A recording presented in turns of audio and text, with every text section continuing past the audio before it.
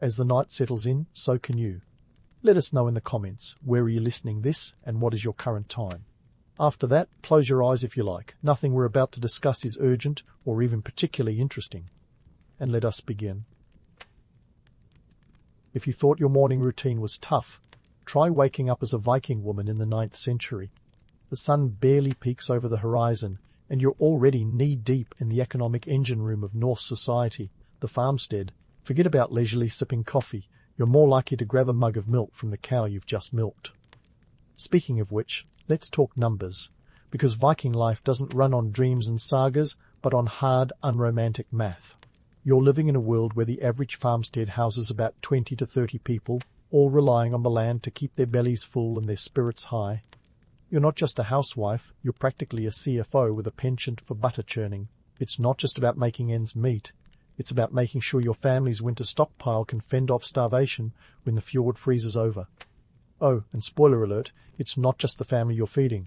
With livestock ranging from sheep to cattle, you're running a small zoo, each animal a critical cog in your economic machine. Now, let's churn some butter, shall we? The average Viking farm produced enough dairy to make butter and cheese, staples in the Norse diet that could also be traded at local markets. And while we're at it, who knew that turning milk into butter required more elbow grease than a CrossFit class? Yet this wasn't just domestic drudgery. It was a strategic financial maneuver. Butter was like gold, easily bartered for other essentials or luxuries.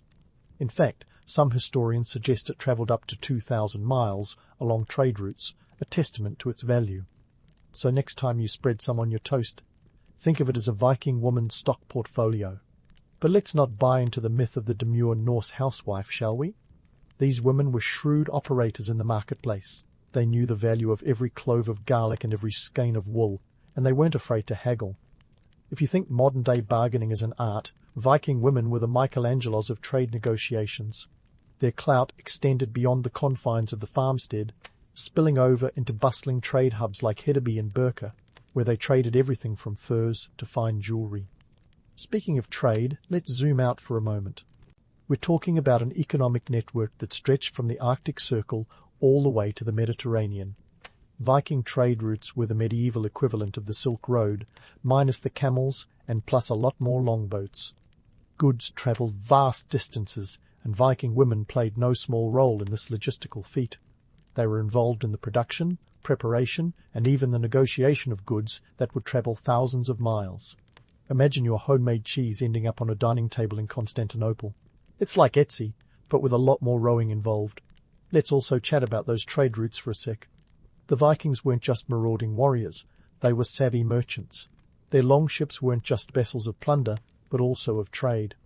These ships, capable of sailing both in open seas and shallow rivers, were like the multi-tools of the medieval world. They allowed the Vikings to transport everything from amber and walrus ivory to wine and spices. Viking women ensured that their goods were of top-notch quality, ready to compete in the cutthroat markets of the time. Now, I can hear you thinking, sounds like a lot of hard work. What's in it for the Viking women? Well, apart from the satisfaction of knowing their families wouldn't starve come winter, they also wielded considerable social influence. In a world where wealth equated to power, controlling the household economy gave Viking women a say in community matters. Forget the image of the silent, subservient wife. These women were active participants in public life, their voices echoing as loudly as the men's in the communal halls. By midday, you're deep in the logistics of running the farmstead, making sure that every resource is accounted for and every task is on schedule. It's a balancing act, and you're the tightrope walker. The success of the household economy rests on your shoulders, and you wear it like a badge of honor. You're not just surviving, you're thriving in a world that respects your acumen and rewards your hard work. So, the next time someone paints the Viking woman as a passive bystander in a testosterone-fueled saga, remember this: she was the backbone of Norse society, a force to be reckoned with in both the marketplace and the home. And as you move through your day, managing the ebb and flow of Viking life, know that your role is as vital as it is undervalued in the popular imagination. You're not just part of the story, you're shaping it, one trade, one churn, one negotiation at a time. And speaking of shaping stories, let's shift our gaze to the political landscape, where Viking women weren't just knitting by the fireside, they were weaving the very fabric of power. Enter Queen Gunhild, a woman whose political maneuvering makes Game of Thrones look like a friendly neighborhood potluck. Gunhild was no damsel in distress. She was a queen who understood that power was more than just a seat on the throne. It was the ability to influence those who sat on it. Gunhild was the wife of Eric Bloodaxe, a name that practically screams, "Don't mess with me."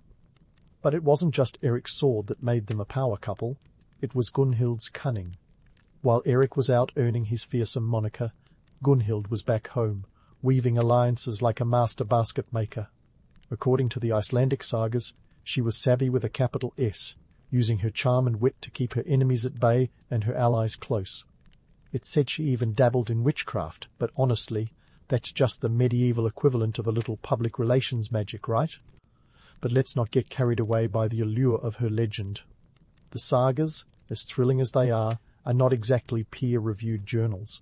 They were penned with a flair for the dramatic, aiming to entertain as much as inform. So, while Gunhild's stories are peppered with intrigue and sorcery, the real magic was her political acumen.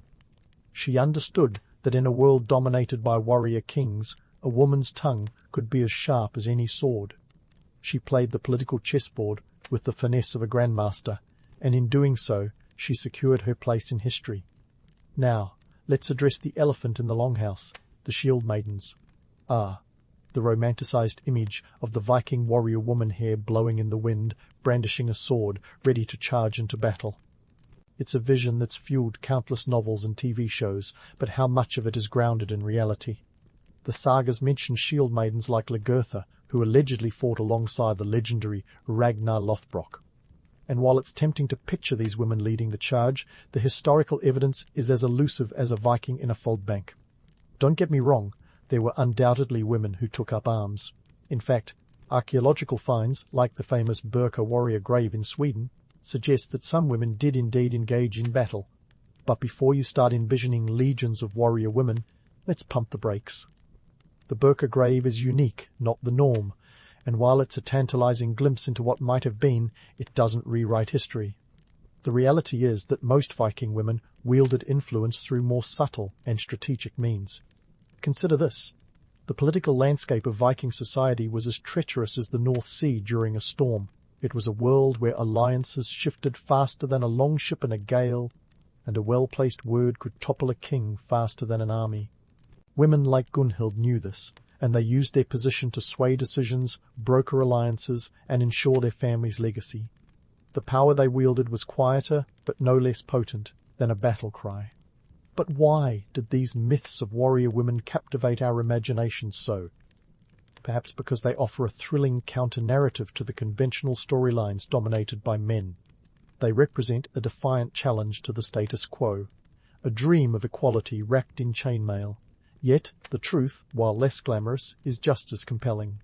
Viking women were power players in their own right, not by swinging swords, but by orchestrating the complex dance of politics and family. By mid-morning, as you sip on your second mug of milk, because, let's be real, caffeine wasn't exactly a staple back then, you can appreciate the intricate web of power and influence these women spun. They were savvy operators in a world that often underestimated them, and their legacy is one of resilience and cunning. Whether through strategic marriages, political alliances, or the occasional foray into battle, Viking women ensured their voices echoed long after the last saga was sung. So, while the romanticized image of shield maidens is fun to entertain, let's not forget the real powerhouses of Norse society. They were more than their legends. Women who knew that real power lay not in the battlefield, but in the ability to shape the future through sheer force of will and intellect. In an age where might made right, they proved that sometimes the pen, or in their case the spoken word, was mightier than the sword. So, while the romanticized image of shield maidens is fun to entertain, let's not forget the real powerhouses of Norse society. They were more than their legends. Women who knew that real power lay not in the battlefield, but in the ability to shape the future through sheer force of will and intellect. In an age where might made right, they proved that sometimes the pen, or in their case, the spoken word, was mightier than the sword. Now, Let's shift our focus from the battlefield to the legal battlefield, where Viking women navigated the choppy waters of social structure with an adeptness that would make even the most seasoned lawyer nod in approval. First up, let's talk about marriage contracts. Forget the idea of a blushing bride being carted off like a prize goat. The reality was a tad more civilized, if you can call it that. Viking marriage wasn't just about love, though I'm sure some couples found time for moonlit strolls between pillaging and farming. It was a practical alliance, a business deal wrapped in the guise of matrimony. And here's the kicker. Viking women had a real say in these contracts. Enter the Gruggas, the Icelandic legal code, which reads like a medieval version of How to Marry a Millionaire, with a sprinkle of practical advice. According to the Gruggas, a woman could reject a marriage proposal, and, if she was already married, she had the right to initiate a divorce. That's right, centuries before the 20th century feminist movement, Viking women could say, "I'm out of here," and it wasn't just a one-way ticket to social oblivion. If a woman wanted to dissolve her marriage, she wasn't just left with a suitcase and a pat on the back. She got to keep her dowry and half of the couple's property. Not too shabby for the 10th century, right? Now, let's pause for a moment of comparison. While their counterparts in medieval Europe were often treated as pawns in a game of noble chess, Viking women were busy writing their own rulebook. In fact, if a husband mistreated his wife, she had the legal right to divorce him and, in some cases, demand compensation. It's almost like a medieval take this job and shove it, but with more sheep and fewer cubicles. But it wasn't all sunshine and progressive legal codes. The reality was that divorce, while legally permissible, wasn't exactly a walk in the park. It required the woman to publicly declare her intent in front of witnesses, 3 times to be exact. Talk about commitment to the cause. And while the legal system offered women a degree of protection, societal norms could still make the process as thorny as a Viking rosebush. Then there's the matter of property rights. In a world where land equaled power, Viking women were not entirely left out in the cold. They could inherit property, manage estates, and even run their own businesses. Picture this. A woman in the 9th century managing a farmstead, negotiating deals, and ensuring that her family not only survived but thrived. It's like running a Fortune 500 company, minus the corporate jargon and plus a lot more livestock. But let's not get carried away into thinking they had it all figured out. This was, after all, a patriarchal society, and while Viking women had more rights than many of their contemporaries, they still faced significant limitations. For instance, while they could own property, it was often under the guardianship of a male relative. Talk about a buzzkill on the independence front. And what about inheritance laws? Well, those were a mixed bag. While women could inherit property, it often took a back seat to male heirs. Sorry, ladies, but if your brother was in the picture, you might end up with the short end of the stick, a reality that speaks volumes about the complex dance of gender and power in Viking society. Yet, even within these constraints, Viking women carved out a niche for themselves. They wielded influence in ways that were subtle yet profound, shaping their families and communities with a deft hand. Take the example of the word husfreyja, which translates to mistress of the house. It wasn't just a title, it was a badge of authority, signaling that the woman who bore it was a force to be reckoned with. In short, Viking women weren't just sitting around waiting for the men to return from their latest raid. They were active participants in their society, using the tools at their disposal to navigate a world that was often as unforgiving as a North Sea storm. They understood that power came in many forms, and they wielded it with a skill that would make any modern-day strategist proud. By midday, as the sunlight danced across the fjords and the air filled with the aroma of roasting meat, you could find these women at the heart of their communities. Whether they were overseeing household operations, engaging in trade, or asserting their rights in court, they were a testament to resilience and ingenuity. They weren't just surviving in a harsh world, they were thriving, and in doing so, they laid the groundwork for future generations of women who would continue to challenge the status quo. So, as we peel back the layers of Viking society, it becomes clear that the romanticized image of women as mere background players is a myth that needs debunking. They were strategists, negotiators, and decision-makers, navigating the complex web of their world with a finesse that defies easy categorization. Theirs was a power that came not from the sword, but from the ability to understand and manipulate the intricacies of human relationships and societal structures. As the day unfolds, these women continue to defy expectations, proving that even in a world dominated by warriors and kings, there was room for a different kind of strength. It's a legacy that resonates to this day, reminding us that history is never just a tale of battles and conquests, but a tapestry woven with the threads of individual lives, each one unique, each one powerful in its own right. And as we move forward in our exploration of Viking life, remember this. The stories of these women are not just footnotes in a saga, they are the saga itself, a testament to the enduring power of the human spirit. As the sun dips lower on the horizon, casting long shadows across the rugged Scandinavian landscape, let's delve into the enigmatic world of Viking women's spiritual and cultural roles. This isn't your typical Sunday school lesson. We're diving into the deep end of Norse mythology and archaeological finds, where women wielded influence that would make any modern-day influencer envious. First, let's talk about the seeresses, or volvas, as the Norse called them. These women were the spiritual heavy hitters of Viking society, part priestess, part oracle, and all mystery. If you think fortune tellers are a thing of the past, think again. The Volva was like the medieval Google, consulted for everything from harvest predictions to whether invading England again was a good idea. Armed with their staffs and clad in robes that would have made Hogwarts students jealous, these women had the spiritual and social clout to make a chieftain sit up and take notice. Archaeological excavations have unearthed graves filled with items like staffs, amulets, and even elaborate costumes, suggesting these women weren't just playing dress-up, they held real sway in the community. One famous find is the Oseberg ship burial in Norway, which included a woman who was likely a high-status Volva, interred with a wealth of grave goods that screamed spiritual VIP. If nothing else, she had a better send-off than most rock stars. But before you start picturing them as the mystical equivalent of a Fortune 500 CEO, let's pump the brakes on romanticism. The truth is, the life of a Volva wasn't all incense and incantations. They were often itinerant, wandering from village to village, offering their services in exchange for food and shelter. In a society where hospitality was law, this wasn't as precarious as it sounds, but it wasn't exactly a cushy gig either. Imagine being a revered figure one moment and counting on the kindness of strangers the next. It's a delicate balance of power, teetering on the edge of societal norms. Then there's the matter of Norse mythology itself, where goddesses played roles that were as complex as they were compelling. Take Freyja, the goddess of love, fertility, and war. Talk about a triple threat. She was the Beyoncé of the Norse pantheon, adored and feared in equal measure. Freyja's chariot was pulled by cats because why not? And she was known for her unyielding determination to reclaim her precious necklace, Brisingamen, a piece of bling so legendary it deserves its own reality show. But let's not get all misty-eyed about goddesses with flowing hair and flowing robes. The reality is that their stories, while fascinating, were often shaped by the needs and biases of the storytellers.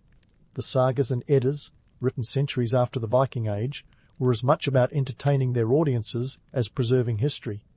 Think of them as the medieval equivalent of a blockbuster film. Lots of action, plenty of drama, but not necessarily a documentary.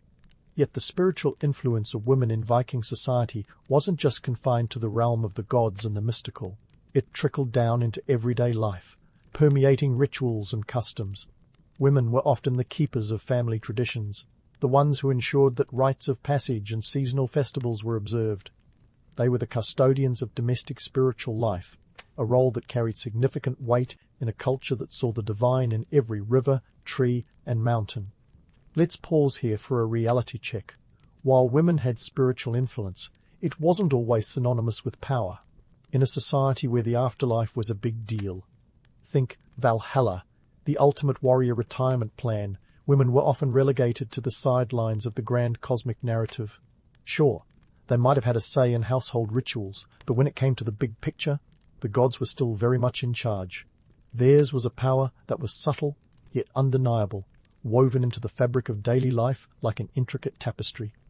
And speaking of the afterlife, let's talk about the concept of the Huldra, or hidden people, which included elves and spirits thought to dwell just out of sight. Women often served as intermediaries, bridging the gap between the human and the supernatural.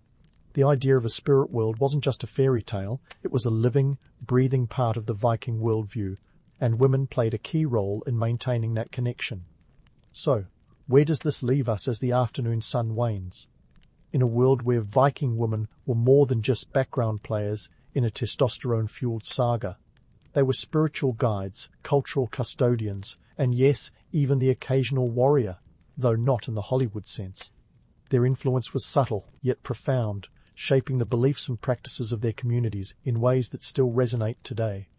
As we continue to unspool the threads of Viking life, remember this: the stories of these women are more than just historical footnotes.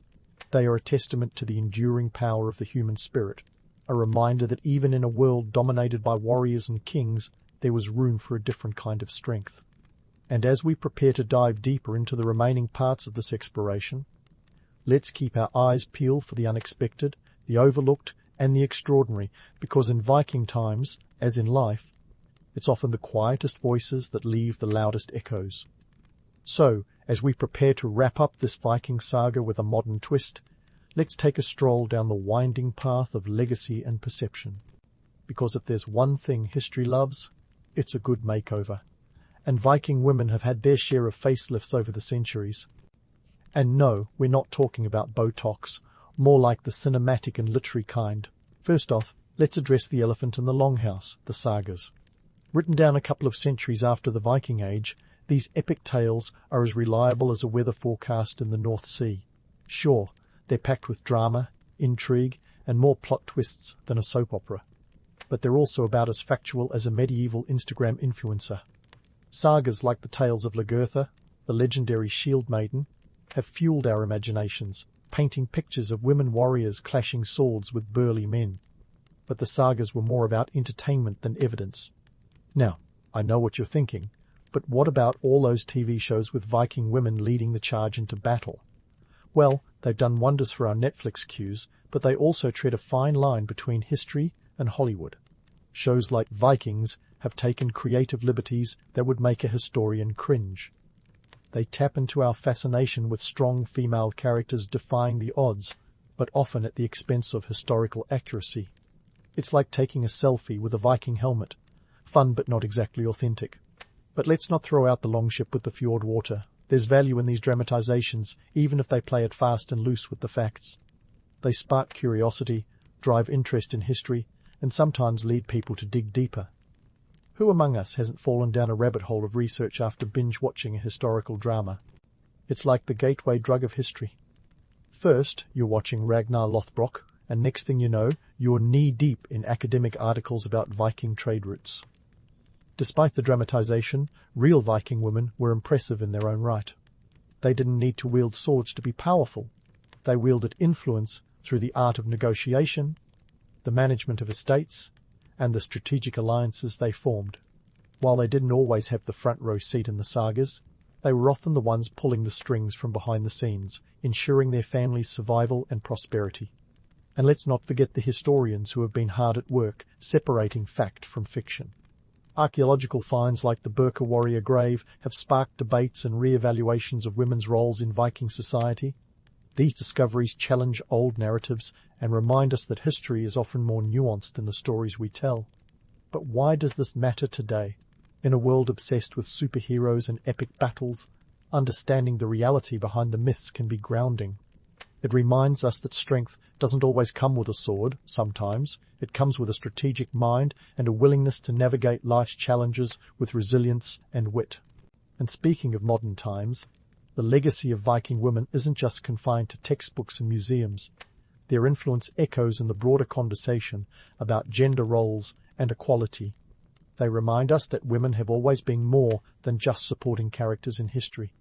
While they may not have had the same rights as men, they found ways to assert their power and influence, teaching us valuable lessons about adaptability and resilience. So, as the day in the life of a Viking woman draws to a close, let's leave the romanticized myths behind and appreciate the intricate realities of their lives. They were the unsung heroines of their time, navigating a world that, while harsh, was filled with opportunities for those daring enough to seize them. They were more than just the wives and mothers of warriors. They were the architects of their destinies, the strategists behind the scenes, and the custodians of their culture. In the end, understanding the true history of Viking women matters not just for the sake of accuracy, but because it challenges us to rethink the narratives we've accepted and to appreciate the complexities of the past.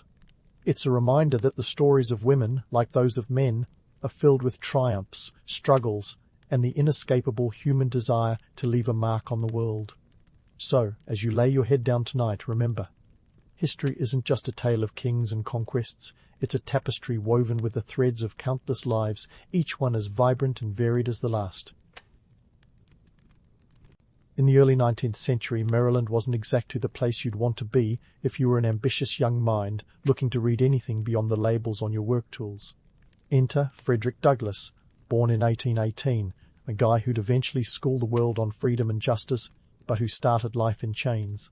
Douglass was born into slavery, a grim ticket into a world where his humanity was reduced to mere property. Yet this didn't stop him from crafting his own path to literacy. It's a tale where absurdity meets tenacity, and where the ridiculousness of the system becomes the very fodder for his eventual triumph. Now, Douglass didn't have a birth certificate proclaiming his destiny. Heck, he didn't even have a record of his birth date, because slaveholders didn't exactly hand out party hats and cake. But sometime in February 1818, in Talbot County, Maryland, Douglass entered the world. His mother, Harriet Bailey, was a slave, and his father was rumoured to be his mother's white master, though records are as sketchy as a politician's promise. From the get-go, Douglass was caught in the web of a system crafted to keep him ignorant. Yet he was wired with a curiosity that would outsmart even the most oppressive designs. So, how do you learn to read when everyone around you is trying to keep you in the dark? Well, Douglass had a knack for turning every situation to his favour. He was sent to live in Baltimore at the age of 7, which sounds like a lovely change of scenery, until you remember he was sent to work for Hugh Auld, a ship carpenter. It was here that the first seeds of his literacy were sown, thanks to Sophia Auld, the master's wife, who initially had no clue about the unwritten rules of slavery. She started teaching young Frederick the alphabet, until her husband intervened, probably with the subtlety of a sledgehammer, telling her that teaching a slave to read would forever unfit him to be a slave. Now, let's pause and appreciate the irony. Hugh Auld unknowingly revealed the secret source of the whole oppressive system. By stating that literacy would make Douglass unfit to be a slave, he basically handed Douglass the key to his own mental emancipation.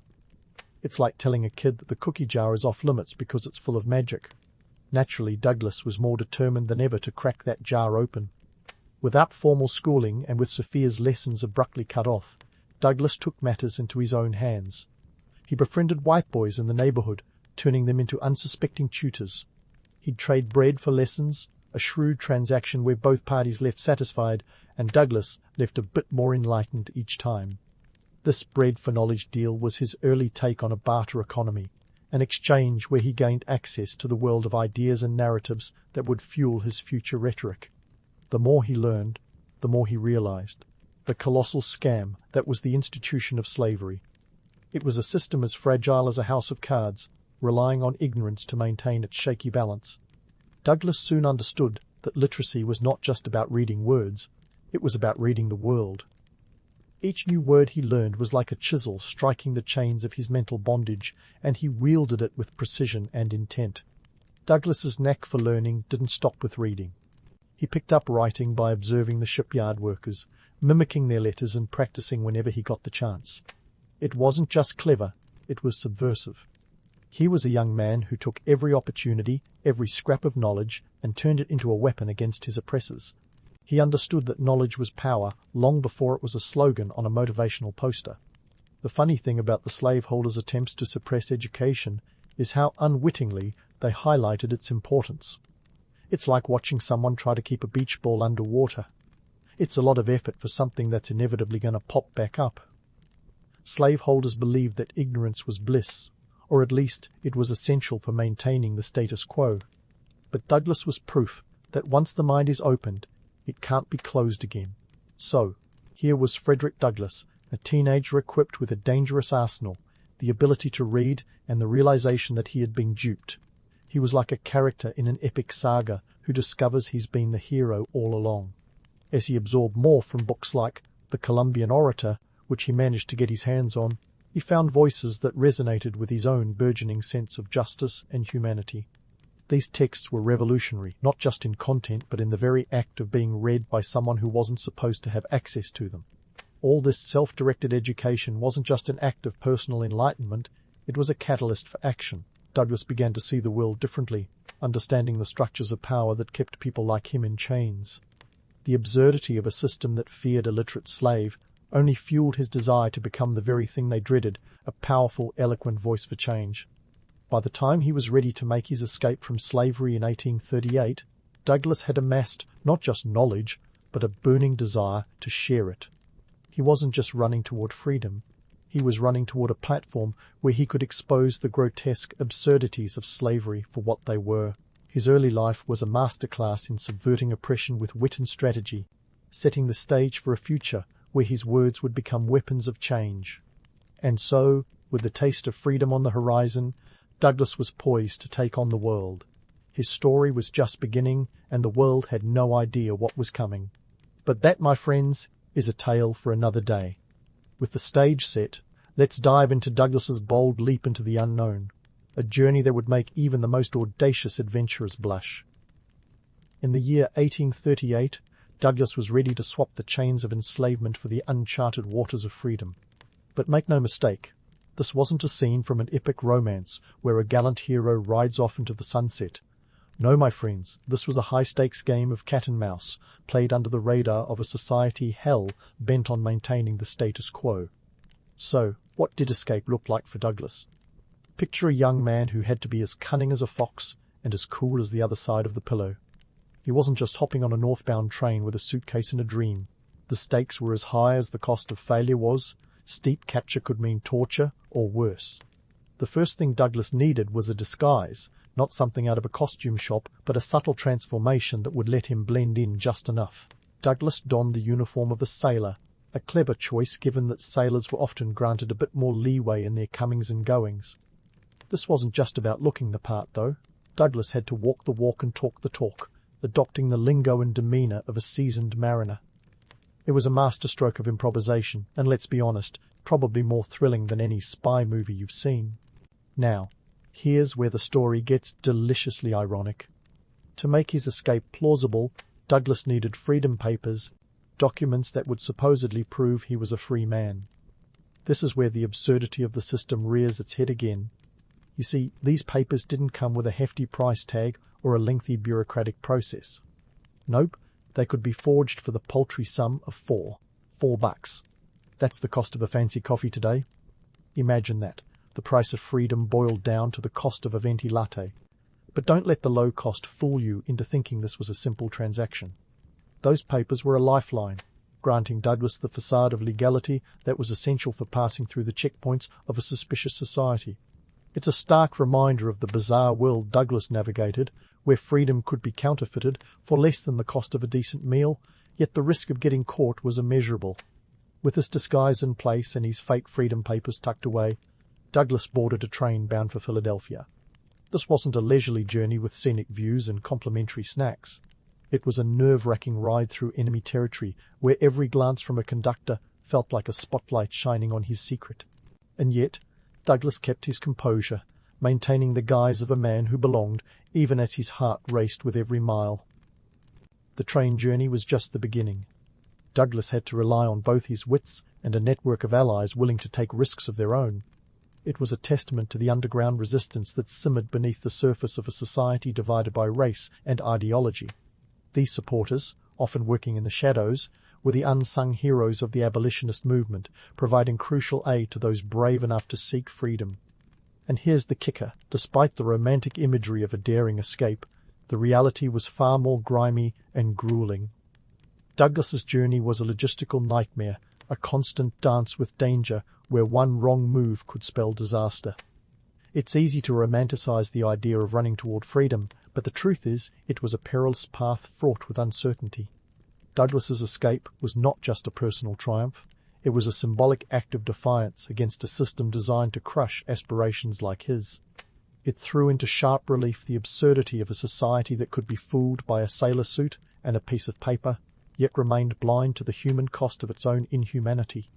This was the gritty, unvarnished reality behind the polished narratives that often sanitize history. In making his way to New York City, Douglas crossed into a new chapter of his life, but he wasn't greeted with fanfare or open arms. Freedom, as it turned out, was less a destination and more a continuous struggle. The city was a bustling hub of opportunity, yet it carried its own set of challenges for a newly escaped slave. Even in the so-called free states, racism was as pervasive as ever, and Douglas had to navigate a world still teeming with prejudice and danger. So, Douglas's story wasn't just about escaping physical bondage, it was about confronting the broader societal chains that continued to bind him. His journey was a microcosm of the larger fight for equality, a fight that required more than just crossing a border. It demanded resilience, cunning, and an unwavering belief in the possibility of change. As he settled into his new life, Douglas was acutely aware that this escape was just the beginning. He had traded one set of challenges for another, but now he had the tools and the platform to make his voice heard. His escape was a testament to the power of determination, a vivid reminder that while the road to freedom might be fraught with peril, it was a path worth forging. And there you have it, the raw, unfiltered reality behind one of history's most daring escapes. Douglas's journey wasn't a fairy tale, it was a relentless pursuit of self-determination in a world that was anything but fair. But his story doesn't end here. With newfound freedom came the opportunity to fight for others, to shed light on the darkness of oppression. And that, my friends, is where we'll pick up next time. The saga of Frederick Douglass is far from over, and his voice is just getting started.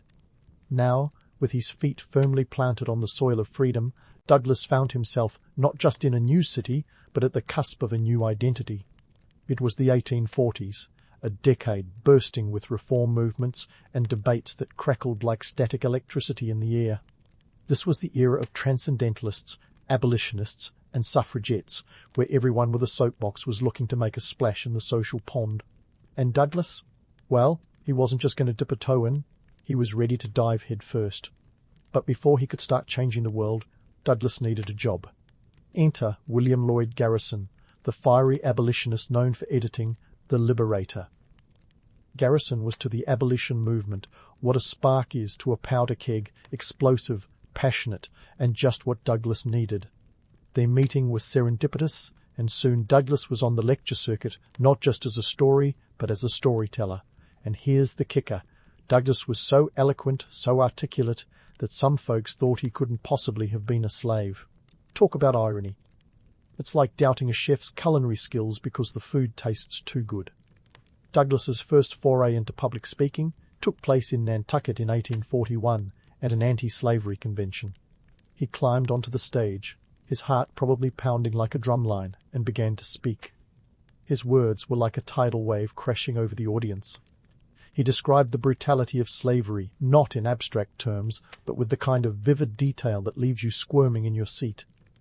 The crowd was entranced, and just like that, a star was born.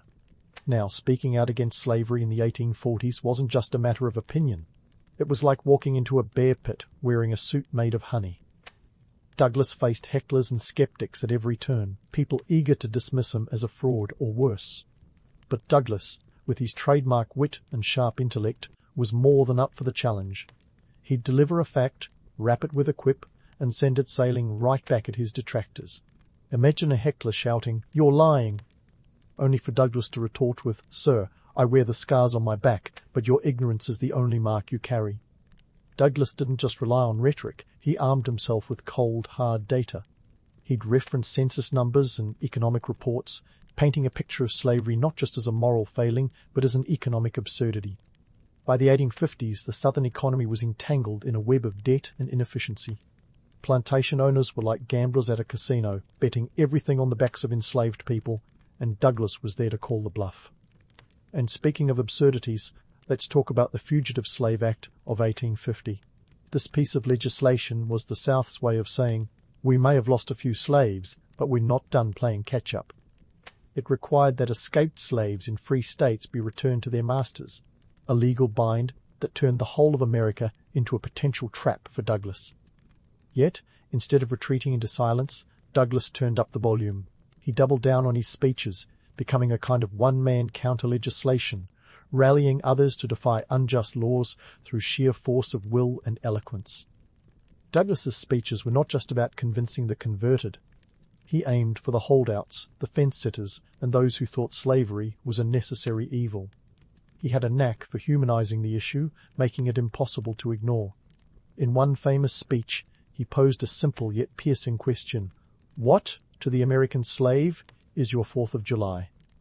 It was a rhetorical masterstroke, and you could almost hear the collective intake of breath as the audience realized the hypocrisy of a nation celebrating freedom while denying it to millions. As Douglas's reputation grew, so did his influence. He became a fixture at abolitionist gatherings, his presence as electrifying as a thunderstorm. Yet he wasn't content to merely preach to the choir. He took his message to places where it was most needed, often in the lion's den. Once, during a debate in Philadelphia, a pro-slavery advocate attempted to undermine him by suggesting that slaves were better off than northern factory workers. Douglas's response was swift and cutting. If slavery is so wonderful, why not volunteer for it yourself? His encounters with pro-slavery advocates were not just battles of words but clashes of ideologies, where Douglas deftly dismantled arguments with surgical precision. He had this remarkable talent for taking the familiar and flipping it on its head. When faced with the tired trope that slaves were intellectually inferior, Douglas would simply point to himself, a living rebuttal wrapped in eloquence and wit. In these debates, Douglas wasn't just fighting for his people, he was fighting for an idea, the notion that human rights were universal, not contingent on skin color or circumstance. It's easy to forget that what seems obvious today was revolutionary back then. Douglas was rewriting the narrative, one speech at a time, and he did it with a style that left audiences both awestruck and introspective. The 1850s were turbulent, with the nation teetering on the brink of division. Amidst this chaos, Douglas's voice was a clarion call for justice. He had become more than just a speaker, he was a symbol of resistance, a living testament to the power of words in the face of oppression. And as the decade hurtled toward its bloody climax, Douglas stood resolute, ready to confront whatever came next. So, while Douglas's rise as a speaker was nothing short of meteoric, it was also a testament to the power of perseverance against incredible odds. His story wasn't just about escaping chains, it was about forging a legacy that would inspire generations. But hold on to your seats, because this tale is far from over. There are still battles to be fought, minds to be changed, and truths to be told. Douglas may have been just one man, but his impact was, and still is, as expansive as the ideals he championed. Ah, and here we are, with Frederick Douglass standing as the voice of reason in an unreasonable world, poised to step into a pivotal era, the Civil War. Now, if you think the war was all about blue coats and grey uniforms clashing in epic battles, well, you're only seeing half the picture. Douglas was about to play a role that was as strategic as it was symbolic, a political chess match where the stakes were as high as the moral ground he stood on. You see, the Civil War wasn't just a North versus nothing South grudge match. It was the ultimate litmus test of the American experiment. And Douglas, never one to shy away from a good fight, saw an opportunity to turn this conflict into a proving ground for civil rights. His eyes were set on a revolutionary idea, black soldiers fighting for the Union. And why not? After all, what better way to claim the rights of citizenship than by risking your life for the nation? But let's set the scene. It's 1861, and the country's about as divided as a Thanksgiving dinner after an election year. Abraham Lincoln was in office, the man with the stovepipe hat and a penchant for taking his time on big decisions. Now, there's a myth that Douglas and Lincoln were best buddies, with Douglas just popping by the White House for tea and casual chats about the weather. Reality check, their relationship was more complex than a soap opera plot twist. Douglas respected Lincoln, no doubt, but he wasn't exactly running fan clubs in his honor. He viewed Lincoln as a pragmatic politician, a wartime president more focused on preserving the Union than on ending slavery outright. Douglas was like that friend who keeps pushing you to do better, and Lincoln was the guy dragging his feet, not quite sure he wanted to go all in. So, Douglas began his campaign. He wasn't just lobbying from the sidelines, he was a full-on PR machine, using his newspapers, the North Star and later the Frederick Douglass's paper, to rally support for black enlistment. He argued that allowing black men to fight wouldn't just bolster Union forces, it would redefine their status, turning them from property into patriots. In Douglas's mind, this was a 2-for-1 deal the Union couldn't afford to pass up. But here's where the economics of war come into play. The Union was bleeding resources and manpower faster than a leaky faucet. By 1863, they needed soldiers, and lots of them. Enter the Emancipation Proclamation, which, contrary to popular belief, didn't free all slaves, but did open the door for black men to join the military. This was a monumental shift, akin to opening Pandora's box. Only this time, hope was a regiment of black troops. Douglas seized this moment with both hands. He became a recruiting powerhouse, a hype man for the 54th Massachusetts Infantry Regiment, the first official African-American unit in the Union Army. Picture Douglas as a motivational speaker, standing on stages, urging black men to enlist, not just for victory, but for vindication. His message was clear. If we die as free men, not as slaves. Yet again, Douglas's knack for cutting through the noise with cold, hard logic shone through. He pointed out the absurdity of expecting black men to fight for freedom without guaranteeing their rights. It was like asking someone to pay for a meal they weren't allowed to eat. His advocacy wasn't just about filling ranks. It was a demand for respect and equality, something that resonated deeply with those who had been denied both. And then the moment came. Douglas met with Lincoln in the summer of 1863. This wasn't a cozy fireside chat. It was a meeting of minds, two titans of their time grappling with the nation's soul.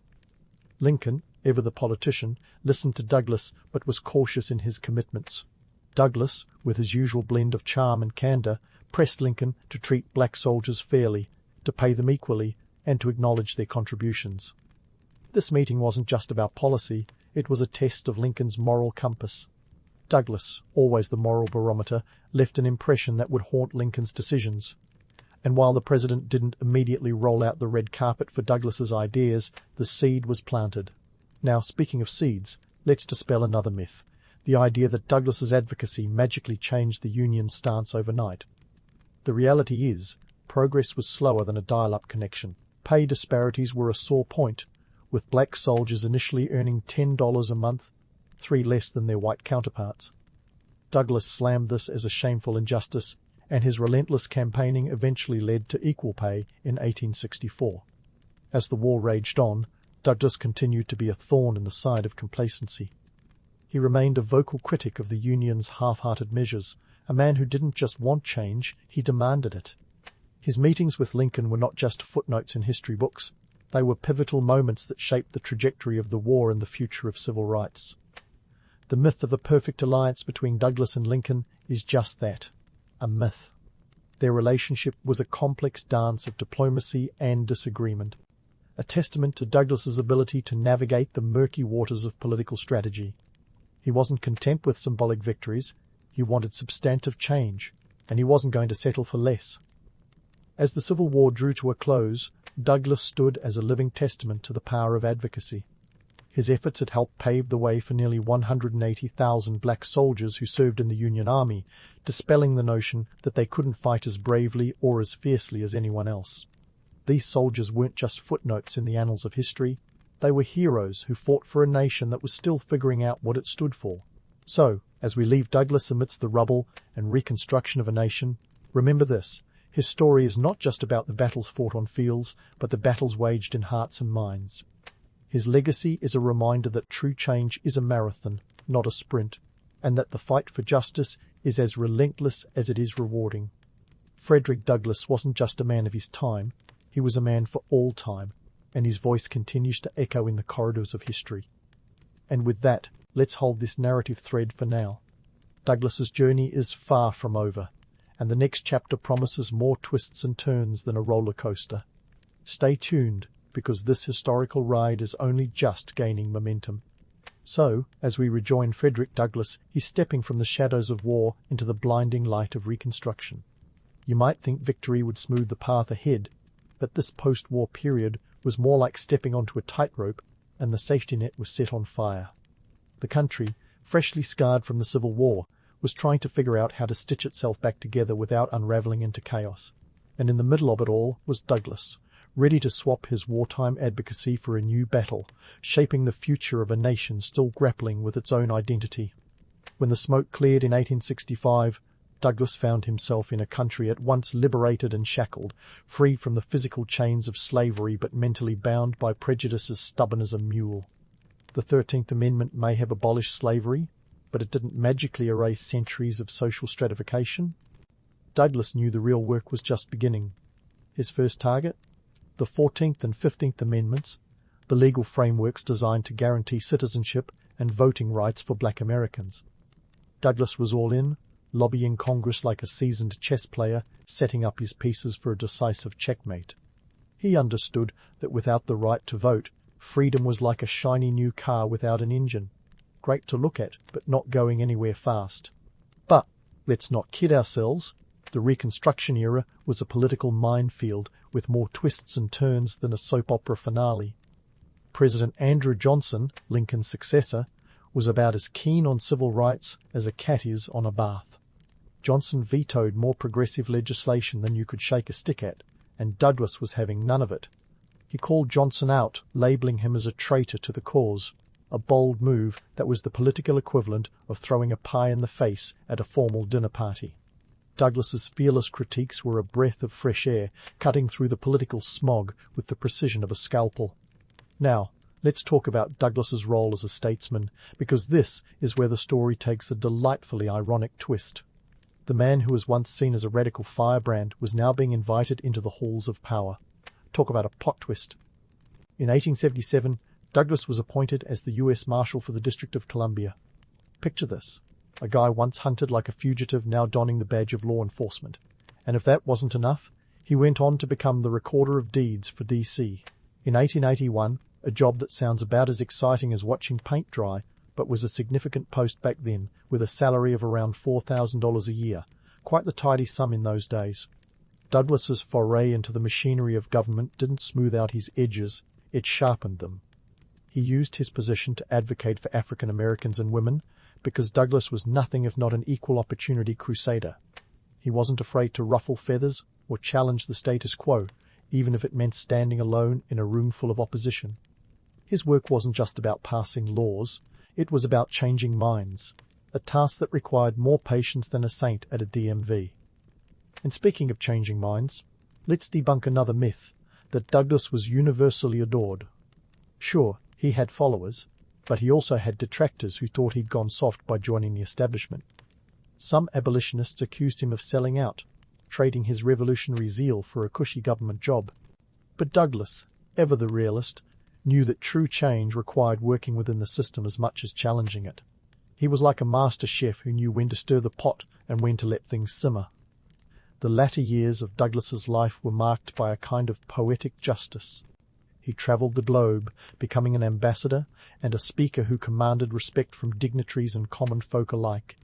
But even as he basked in international acclaim, Douglas never forgot his roots.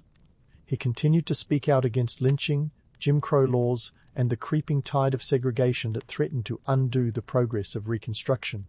His speeches were as fiery as ever, peppered with the kind of wry observations that made listeners sit up and take notice. In 1895, Douglas's extraordinary journey came to an end, but the legacy he left behind was anything but ordinary. His life was a tapestry of contradictions. A man born into bondage who became a global symbol of liberty, a radical who became a respected statesman, a voice of moral clarity in an era riddled with hypocrisy. Douglas's life was a masterclass in resilience, a reminder that the fight for justice is ongoing, not a chapter to be closed with a neat little bow. So what, you might ask, is the takeaway from Douglas's story? Well, it's this. The struggle for equality is not a sprint, but a marathon with more hurdles than an Olympic track. It demands courage, tenacity, and the willingness to keep going even when the finish line seems like a mirage on the horizon. Douglas showed us that change is possible, but it requires more than just passion. It requires action, strategy, and an unshakable belief in the power of words to transform the world. In the end, Douglas was more than just a man of his time. He was a man for all time. His voice echoes through the ages, a clarion call to those who dare to dream of a better, fairer world. And so, while we leave Douglas to rest in peace, his story remains very much alive, a testament to the enduring power of the human spirit to overcome even the most daunting of odds. And with that, dear listeners, we've reached the end of our journey through the life and legacy of Frederick Douglass. May his story inspire you to question, to challenge, and most importantly, to act. Because if there's one thing Douglass taught us, it's that the true measure of a person is not where they stand in moments of comfort, but where they stand in times of challenge and controversy. So go forth and make history, because as Douglass himself might say, if not you, then who? The first time Harriet Tubman was knocked into a multi-day nap, she wasn't at a luxury spa in a plush robe. She was a child named Araminta Minty Ross in the dirt-smeared fields of Maryland, working under a scorching sun. Now, you might think a nap sounds dreamy, but this one was courtesy of a 2-pound iron weight hurled at her head. Welcome to the grim realities of slavery in the early 19th century, where a concussion was less of a medical emergency and more of a workplace hazard. Born around 1822, Harriet Minty back then was the fifth of 9 children to Harriet Green and Ben Ross. And if you think your family gatherings get chaotic, imagine trying to wrangle 9 kids while working endless hours under the threat of a whip. Her family lived on the plantation of Edward Brodess, a man whose business model could be summed up as human cruelty for profit. Slavery wasn't just a bad dream, it was a nightmare you couldn't wake up from. In this unyielding world, Minty grew up with a front-row seat to hardship and heartbreak.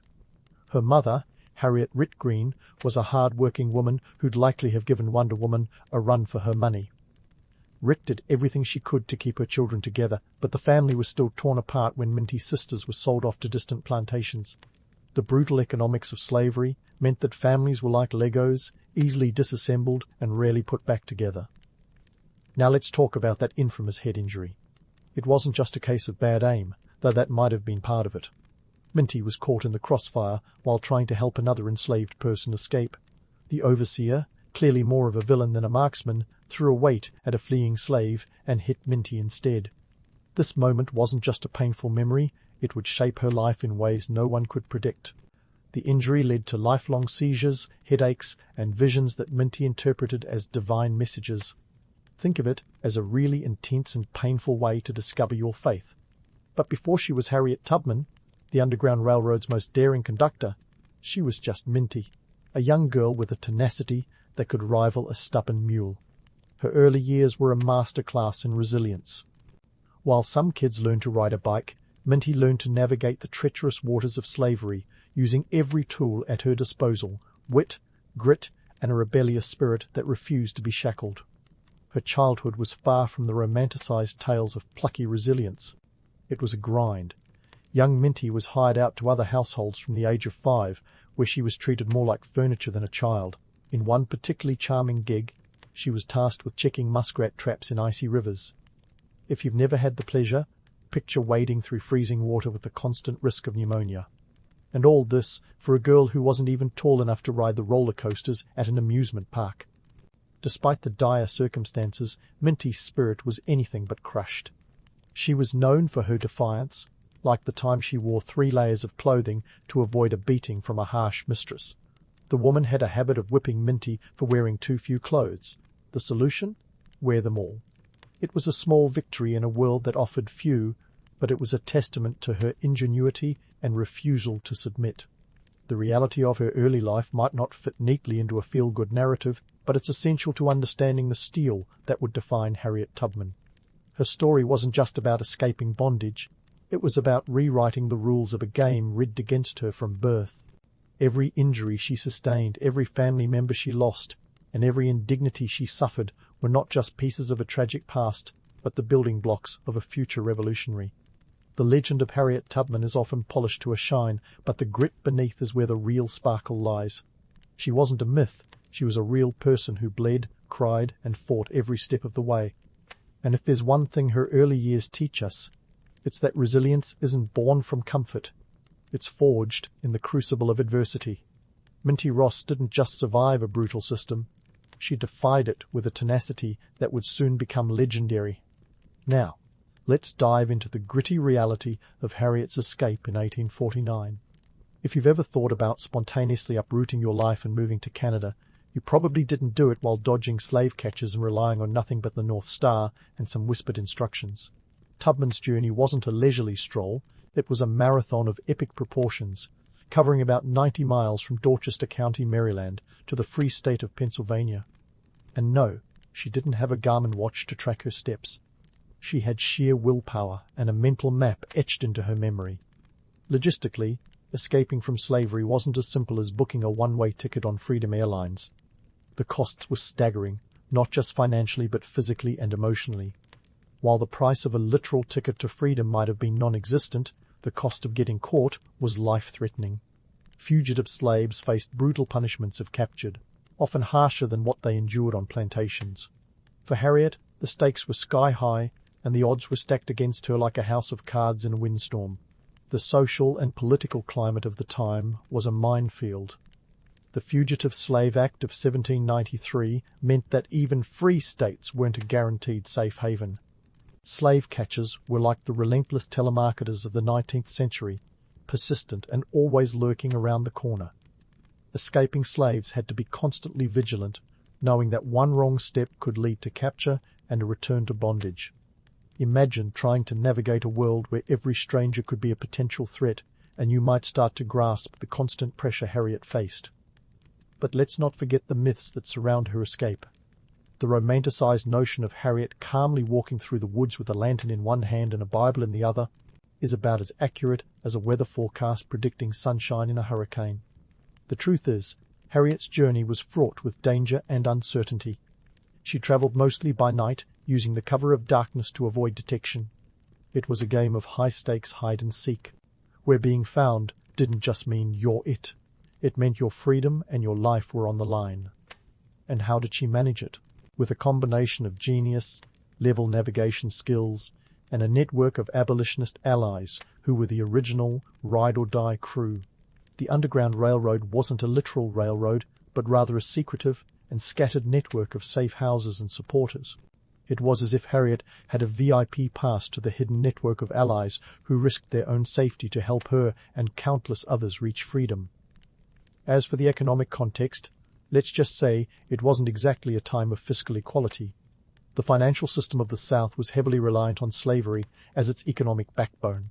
The loss of a single slave was not just an emotional blow to the enslaved and their family, but a significant financial one to their owner. Even so, Harriet had her eyes set on freedom, and no economic barrier was going to keep her from breaking her chains. But why was escaping such a Herculean task? It wasn't just the physical distance or the threat of capture. It was the psychological warfare. Enslaved people were subjected to relentless propaganda designed to instill fear and hopelessness.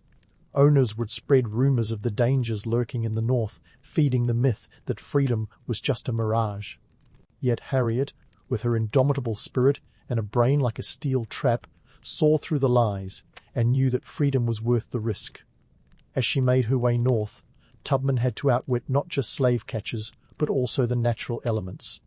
If you've ever cursed at your GPS for leading you astray, imagine navigating dense forests and treacherous swamps with only the stars as your guide. Harriet's journey was nothing short of a masterclass in survival, a testament to human ingenuity and resilience. The story of Harriet Tubman's escape isn't just about one woman's quest for freedom. It's a powerful narrative of courage against a backdrop of systemic oppression. Her journey was a battle against the odds, a fight for the fundamental right to live as a free human being. And while the myths may paint a picture of a fearless heroine gliding effortlessly to freedom, the reality was a brutal, exhausting trek that tested every ounce of her strength and determination. So, the next time you hear tales of Harriet Tubman's legendary escape, remember the grit and the grind that lay beneath the legend. Hers was not a fairy tale, but a story of rebellion against a cruel system, a relentless pursuit of liberty, and an unyielding resolve to defy the chains of slavery. And as we leave Harriet on the cusp of freedom, remember that her story is far from over. The legend has just begun, and the road ahead is paved with both triumphs and trials. Stay tuned as we continue to unravel the extraordinary life of a woman who could not be stopped. As Harriet Tubman stood on the brink of freedom, having defied every obstacle the 19th century could throw her way, you might think she'd take a well-deserved breather. Maybe kick back with a cup of tea and enjoy the perks of not being hunted like a prized stag. But Harriet was never one to rest on her laurels. Instead, she transformed from a woman who escaped to freedom into a conductor on the Underground Railroad, pulling off a series of audacious rescues that would make James Bond look like a Boy Scout on a field trip. Now, let's talk numbers, because if you thought Harriet's solo escape was impressive, wait until you hear about her group tours. Between 1850 and 1860, Tubman made approximately 13 missions into the lion's den of the slave-holding South, leading around 70 enslaved individuals to freedom. That's right, 70 people who were no longer just numbers in an owner's ledger, but free souls traversing the path to liberty. If she'd had a frequent rescuer card, Harriet would have racked up enough points for a lifetime supply of free coffee. But let's not get swept away by romantic notions of Harriet as a lone heroine guided by the North Star. The Underground Railroad wasn't a well-oiled machine with a secret headquarters and a catchy theme song. It was a decentralized network of brave souls, mostly operating in the shadows, using whatever resources they could muster. Think of it as the original grassroots movement, minus the social media hashtags and Instagram stories. Tubman's missions were fraught with peril. Every trip was a high-stakes poker game where losing meant more than just folding a bad hand. It meant risking her life and the lives of those she aimed to liberate. Slaveholders weren't exactly delighted by her freelance freedom tours and placed bounties on her head, with rewards climbing as high as $40,000. Adjusted for inflation, that's enough to buy a small yacht or a really nice used car today. Yet, Harriet didn't flinch. She was the kind of person who, when life threw her lemons, used them to blind her enemies. Strategically, Tubman was a master of deception and misdirection. She would leave on Saturdays, knowing that newspapers wouldn't print runaway notices until Monday, giving her a 2-day head start. And she wasn't above using humor to lighten the mood during these tense journeys.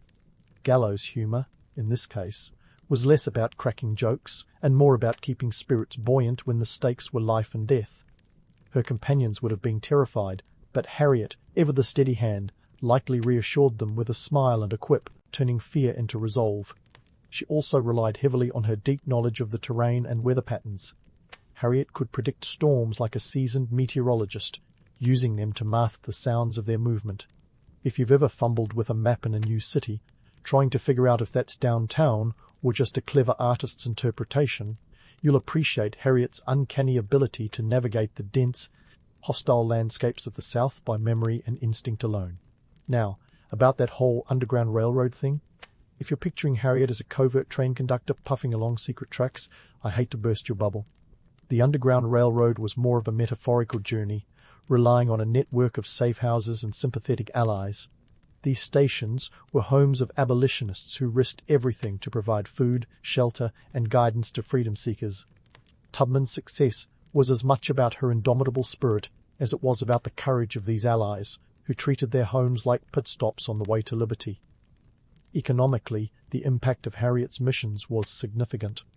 Slaveholders viewed their human property as economic assets, and Tubman's actions were more than just an affront to their authority.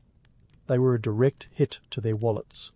Each person she led to freedom represented a financial loss that reverberated through the slave-dependent economy. Yet, the monetary value of freedom is immeasurable, a fact that Harriet knew well and wielded like a silent weapon in her war against slavery. And let's debunk a myth while we're here. While it's easy to envision Harriet's missions as epic adventures with a triumphant soundtrack, the reality was far grimmer. Each journey was a grueling trek filled with exhaustion, hunger, and fear. But the myth persists because we love a good story where the underdog pulls off the impossible. The truth, however, is that every step was a calculated risk. Every decision weighed against the potential for disaster. Despite the romanticized image of the Underground Railroad, it was a perilous endeavor where success was never guaranteed. Yet, under Harriet's leadership, it was a beacon of hope, a defiant middle finger to an oppressive system. Her missions were not just about physical liberation. They were acts of rebellion, a statement that no human being could be owned or controlled. Through it all, Harriet remained undeterred. Her resolve was as unyielding as the chains she broke, and her legacy as a conductor on the Underground Railroad is a testament to the power of the human spirit. So the next time someone tells you that one person can't make a difference, just point them to Harriet Tubman, who didn't just move mountains, she moved people, changing the course of history, one daring rescue at a time. And as we reflect on her incredible feats, remember that her journey isn't over yet. The next chapter is just around the corner, and it promises to be as riveting as the last. Stay tuned, because Harriet's story is far from finished. And just like that, Harriet Tubman was about to dive headfirst into the American Civil War, a conflict that would redefine the nation and her role in it. If you thought she was just going to sit this one out, sipping on lemonade while the country tore itself apart, think again. Harriet was never one to watch history unfold from the sidelines. She was the kind of person who grabbed history by the horns and steered it in the right direction. So, what did Harriet do during the Civil War? Spoiler alert, she didn't just knit socks and offer moral support. Nope, Harriet Tubman took on roles that would make any multitasker's head spin.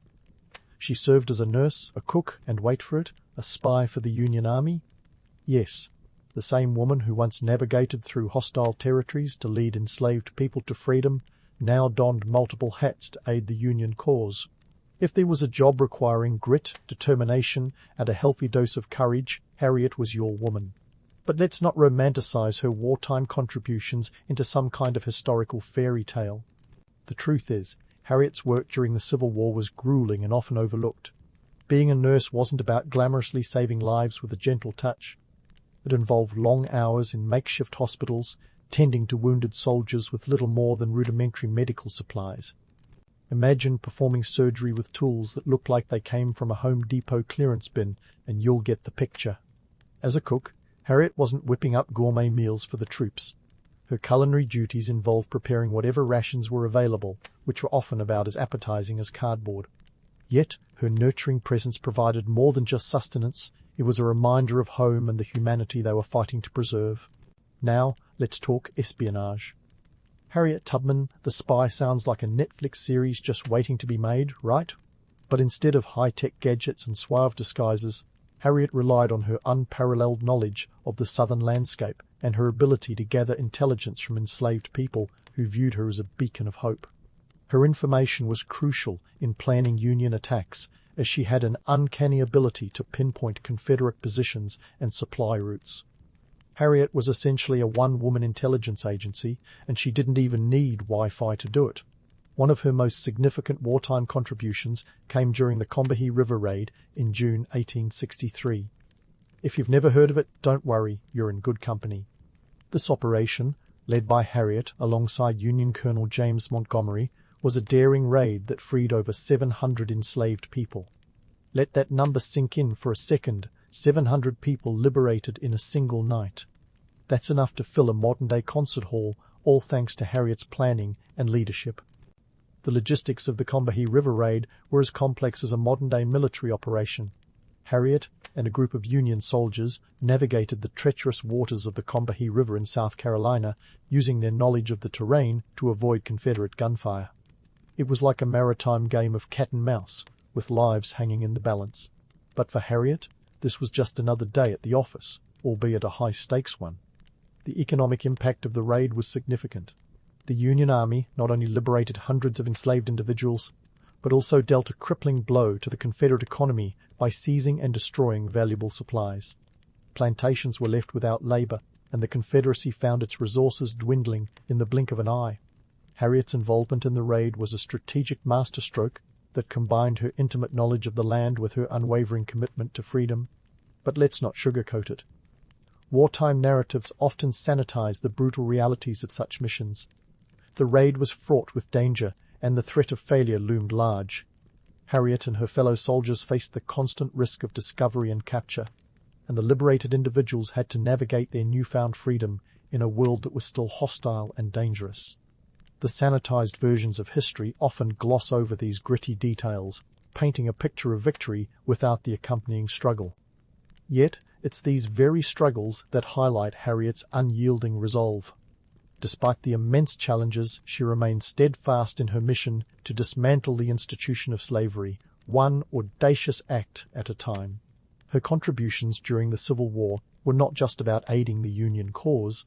They were about striking at the heart of a system that sought to deny the fundamental humanity of countless individuals. Through it all, Harriet's resolve never wavered. Her story is a reminder that the path to justice is rarely straightforward, often littered with obstacles and hardships. Yet, for Harriet Tubman, every challenge was an opportunity to reaffirm her commitment to freedom and equality. Her wartime contributions were a testament to her indomitable spirit, a spirit that refused to be confined by the limitations of her time. As we prepare to continue exploring Harriet Tubman's remarkable life, remember that her story is far from over.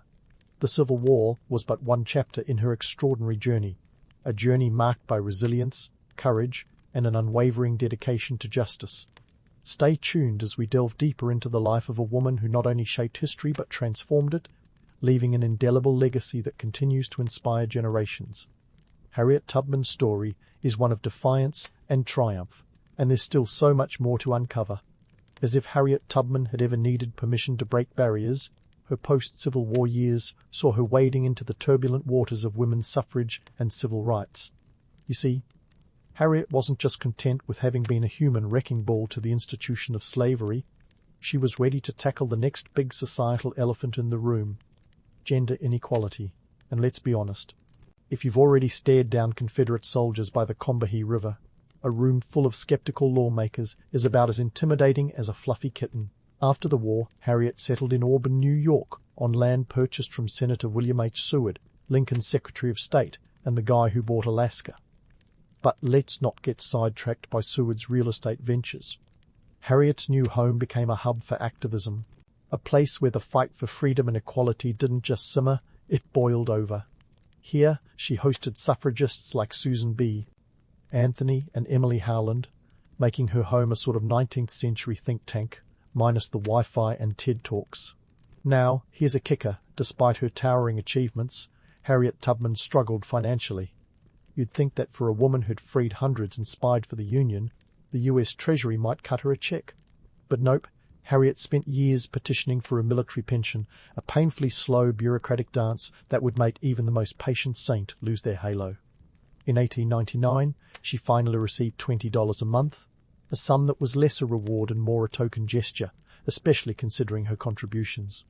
To put it in perspective, that's about $675 in today's money, barely enough to cover a modern cable bill, let alone one's heroic deeds.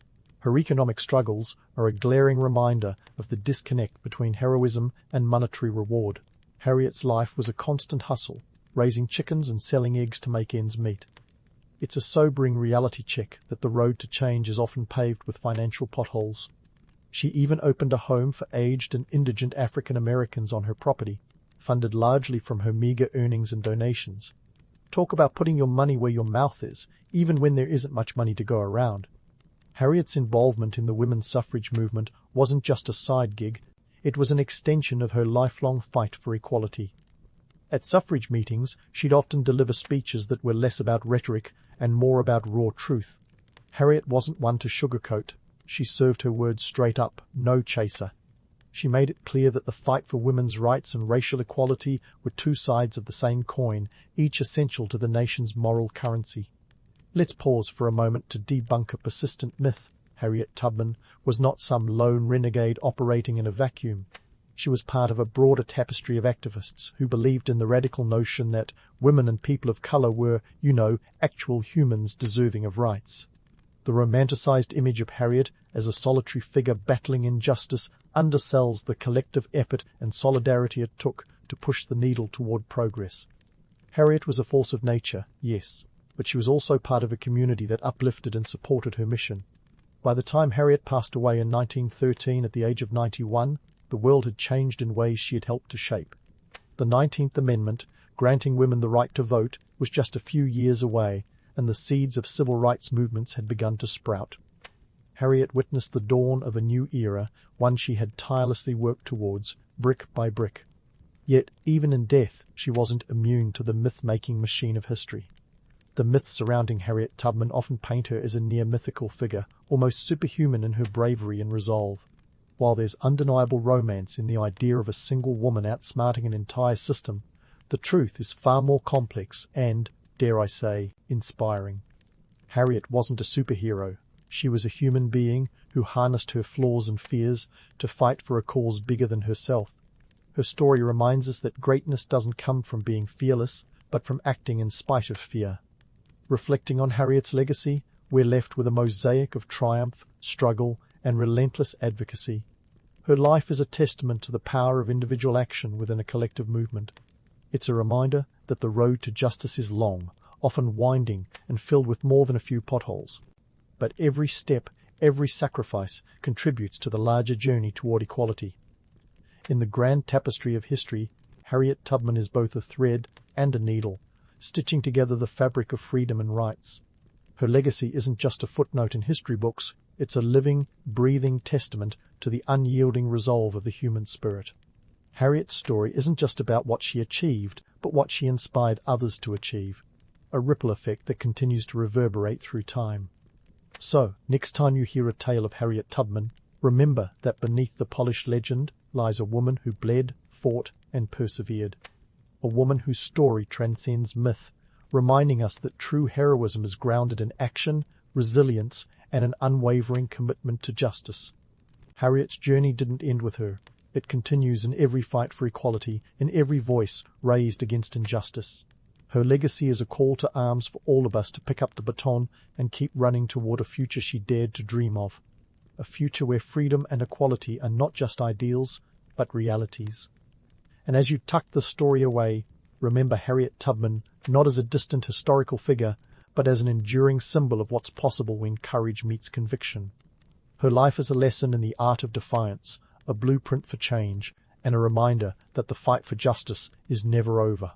So let it inspire you, just as it continues to inspire generations to strive for a world where every person is truly free. You're jolted awake by the first rays of sunlight slicing through the gaps in your thatched roof. No need for an alarm clock here, nature's got your back. Welcome to a day in the life of a 14th century Aztec farmer in the Valley of Mexico, where every sunrise means another immersive episode of Survivor Mesoamerica Edition. Your mission, should you choose to accept it, and you don't really have a choice, is to navigate the delicate balance between feeding the empire and avoiding becoming food for the tax collectors. As you shuffle out of your modest abode, take a moment to stretch and appreciate the ingenuity of your ancestors who turned swampy lakes into fertile floating gardens known as chinampas. Think of them as the original hydroponic setup, but with more mud and less Instagram appeal. These marvels of agricultural engineering are capable of producing up to 7 crops a year. That's a lot of maize, your main squeeze and the cornerstone of Aztec cuisine.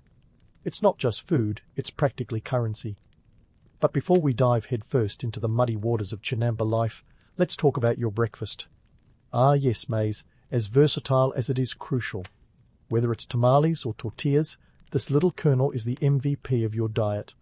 According to historical estimates, you and your fellow Aztecs consume about 400 pounds of maize per person annually.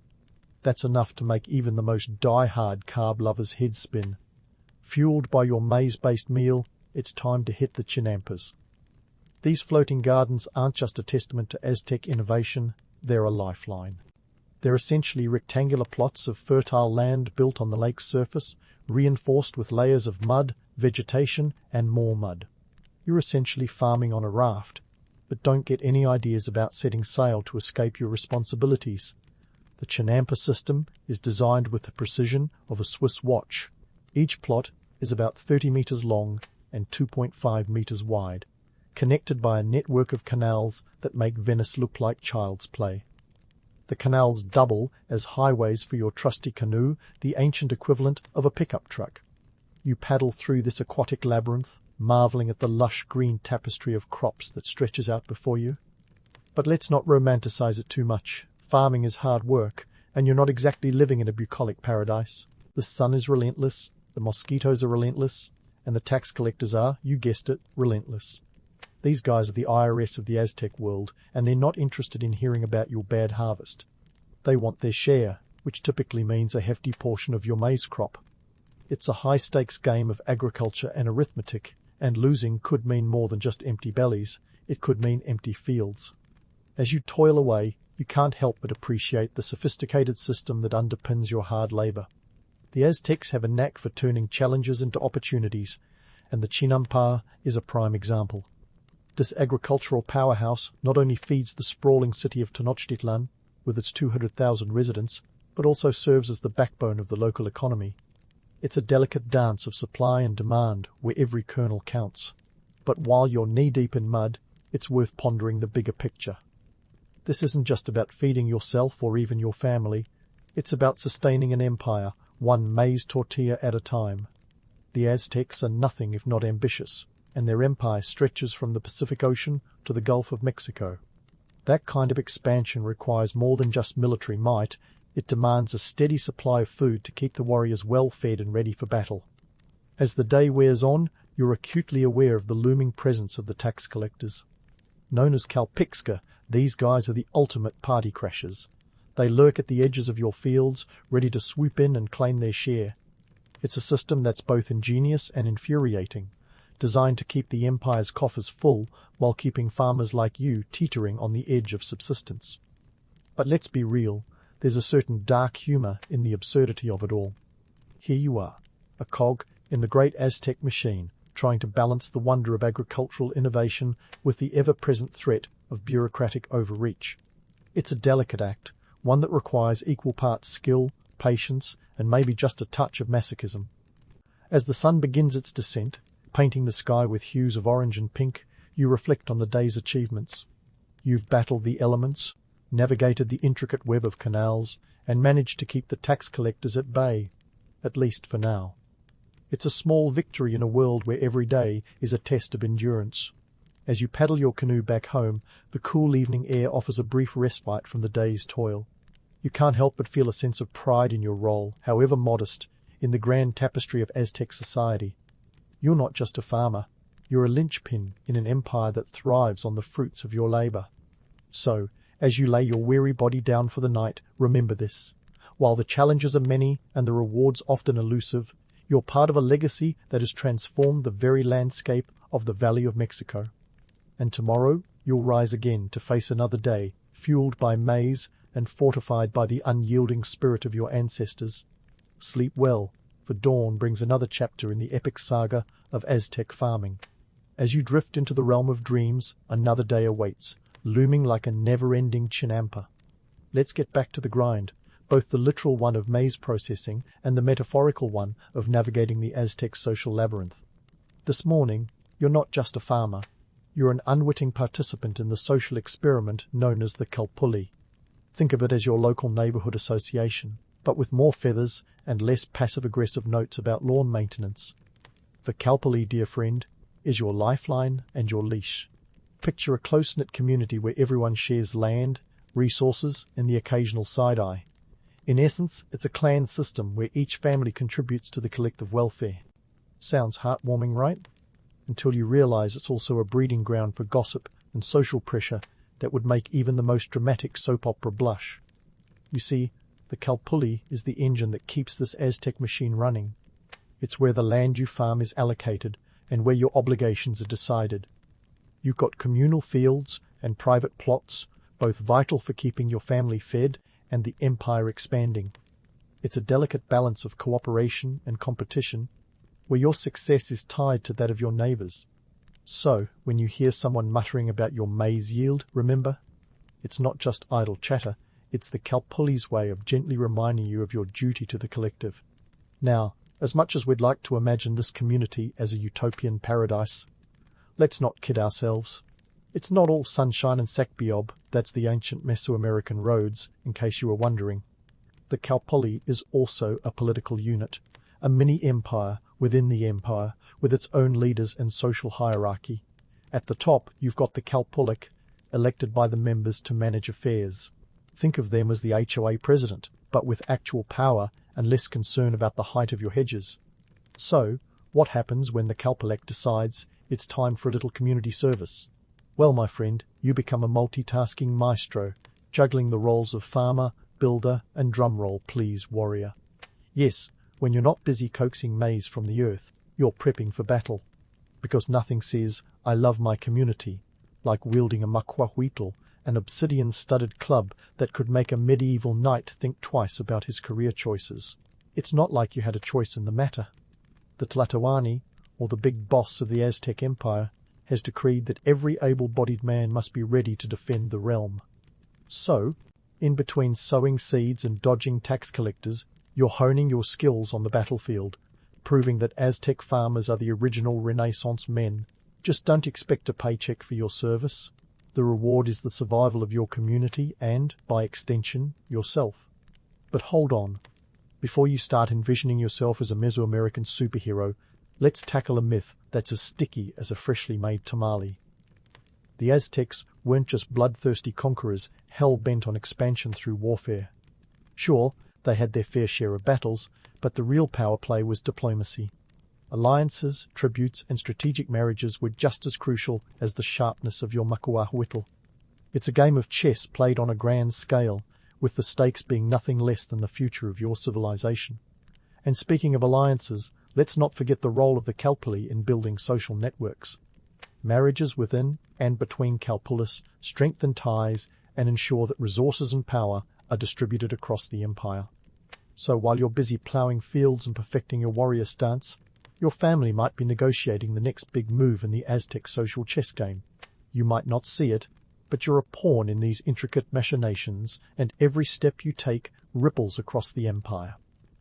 As you toil away under the merciless sun, remember that your sweat is not just nourishing the soil, it's feeding an empire. Every kernel of maize, every canal you navigate is part of a larger narrative, one that stretches across the Valley of Mexico and beyond. You're a cog in the Aztec machine, yes, but you're also a vital thread in the vibrant tapestry of Mesoamerican life. The sun dips lower, casting long shadows that dance across the fields. As the day draws to a close, you reflect on your dual existence, farmer by necessity, warrior by decree. It's a life that's as challenging as it is rewarding, one that demands resilience, adaptability, and a healthy dose of humor. After all, when you're caught between feeding the empire and defending it, sometimes all you can do is laugh at the absurdity of it all.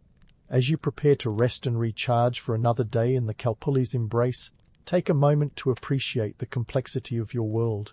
It's a place of contrasts, where tradition and innovation walk hand in hand, where the past and the future collide in a vibrant dance.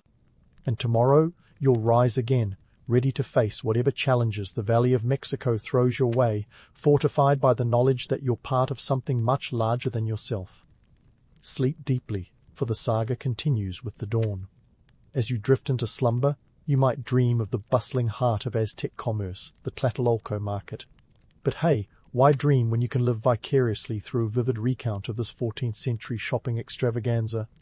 This place makes your local farmer's market look like a lemonade stand. We're talking thousands of vendors, all vying for the attention of the throngs that pour in daily. It's retail therapy, Aztec style. But let's not get ahead of ourselves. First, you need to understand the currency of choice, cacao beans. Yes, those little beans that you'll one day worship as chocolate are the coins of the realm. Imagine paying your Netflix subscription in Hershey's Kisses. It's that kind of delightful absurdity. A single rabbit might set you back 10 cacao beans, whereas a night's stay at a local inn could cost around 20. Suddenly, your morning hot chocolate feels a lot more lavish, doesn't it? The Tlatelolco market is where the Aztec barter system comes to life, a chaotic ballet of haggling and trading. Picture traders from all over Mesoamerica converging to swap goods like obsidian blades, vibrant textiles, and even live turkeys. It's a cornucopia of sights, sounds, and smells that could make your head spin faster than a carousel. But, before we romanticize this too much, remember, behind every vibrant stall is the harsh reality of life under the Aztec sun. Sure, the market's a bit of a utopia for shopaholics, but let's be real. It's operating under the shadow of human sacrifice. Yep, while you're debating the price of rabbit stew, somewhere in Tenochtitlan, someone's being prepped for a decidedly less savory fate. The Aztecs believed these sacrifices were crucial for appeasing the gods and ensuring agricultural abundance, a fact that adds a rather macabre twist to your everyday market experience. It's the ultimate juxtaposition, the life-giving force of commerce set against the grim backdrop of ritual death. And let's talk logistics. Tlatelolco isn't just about the goods, it's about the system. The market is meticulously organized, with specific areas for different types of products.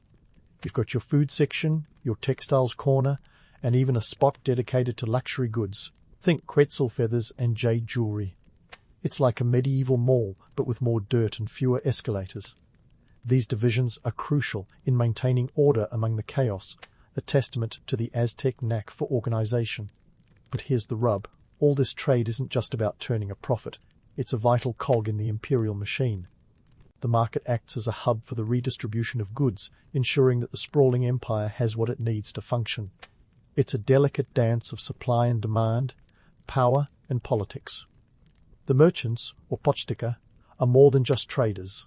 They're economic diplomats, forging connections and alliances that keep the empire's lifeblood flowing. Let's not forget the role of the Kalpixk in this economic theatre. These tax collectors aren't just there to make your life difficult, they're a necessary evil in a system that relies heavily on tribute. Your tax payments keep the wheels of the empire turning, funding everything from military campaigns to public works. It's a reminder that even in this bustling market paradise, you're never far from the long arm of the Aztec bureaucracy. Speaking of bureaucracy, the Aztecs have a knack for paperwork that would make any modern accountant proud. Every transaction is meticulously recorded. The sheer level of detail would put even the most diligent of bookkeepers to shame. It's a world where accountability is king, and every cacao bean counts. This meticulous record-keeping is vital for maintaining the empire's economic stability, ensuring that goods flow smoothly across territories. But let's address the elephant in the room, or should I say, the jaguar in the jungle. The Aztecs are often romanticized as a society of warriors and priests, but their true genius lies in their economic prowess. This is a civilization that understands the power of commerce, a society where trade routes are as important as battle lines. It's a narrative that often gets overshadowed by tales of bloodshed and ritual, yet it's just as crucial to understanding this complex world. So, as you wander the aisles of Tlatelolco in your mind, remember that this isn't just a market, it's a microcosm of Aztec life. Here, amongst the clamour of traders and the aroma of cooking maize, the empire's heart beats strongest. It's a place where cultures collide, where the mundane and the sacred intermingle in a dance as old as time itself. In this world, every cacao bean is a reminder of the interconnectedness of life. Every trade is a thread in the intricate tapestry of Aztec society, a society that thrives on the delicate balance between commerce and conquest. And as you navigate this vibrant marketplace, you're not just a spectator, you're a participant in a grand historical narrative, one that continues to unfold with each transaction. As the day draws to a close and the market begins to wind down, you might find yourself pondering the absurdities of this world. The idea that the same society that trades in cacao beans also practices human sacrifice is a paradox that defies easy explanation.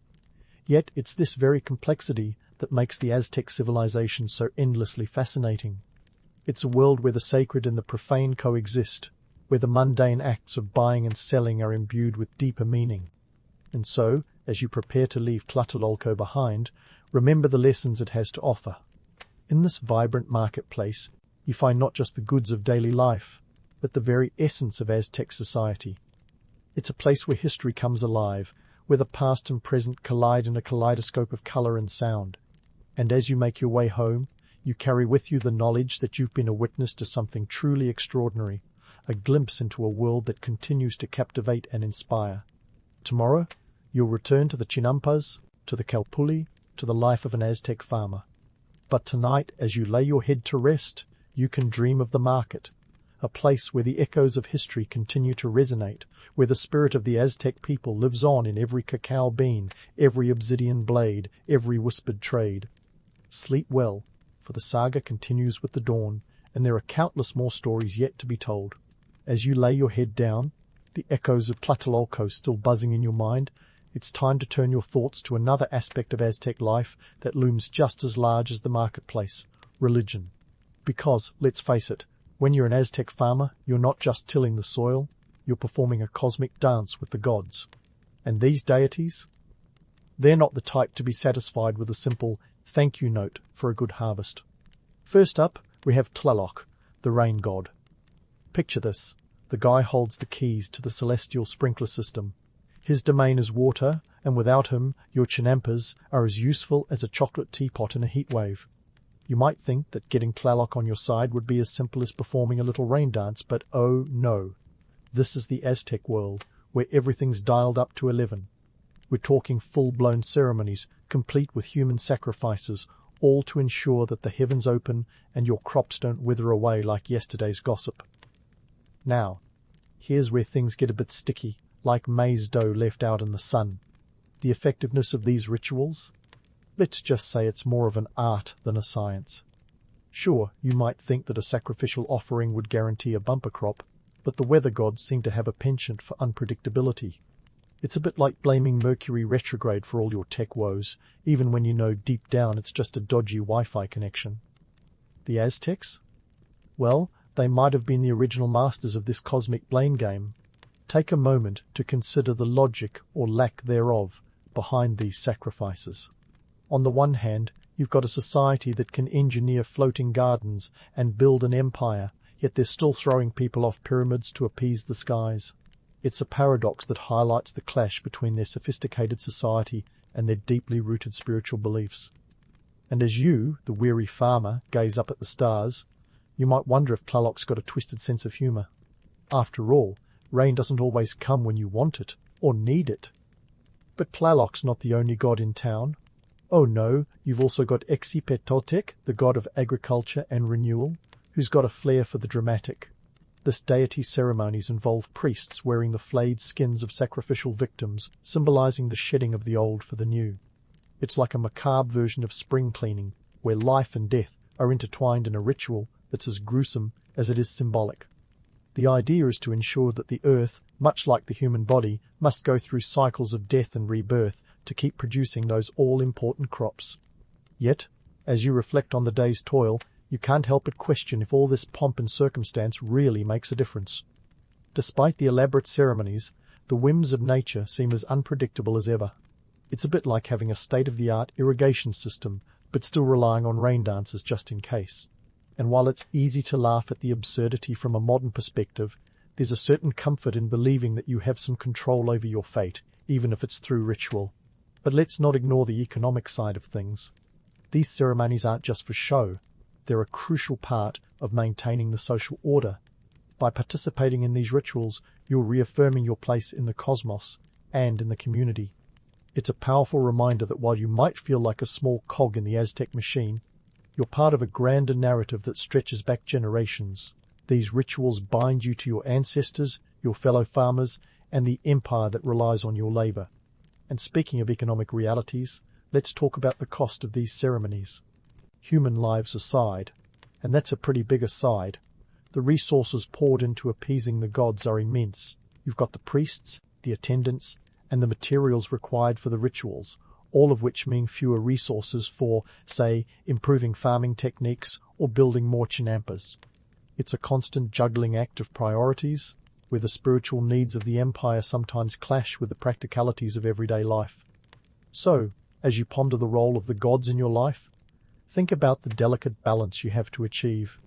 You're not just feeding your family or even your community, you're nourishing an empire that's as much about spiritual sustenance as it is about physical food. It's a complex web of needs and beliefs, where every kernel of maize is imbued with a deeper significance. As the night deepens and the cool air settles over the Valley of Mexico, you might find yourself contemplating the mysteries of the cosmos and your place within it. The stars twinkle overhead, a reminder of the gods who guide your fate. You might not have all the answers, but you know one thing for sure.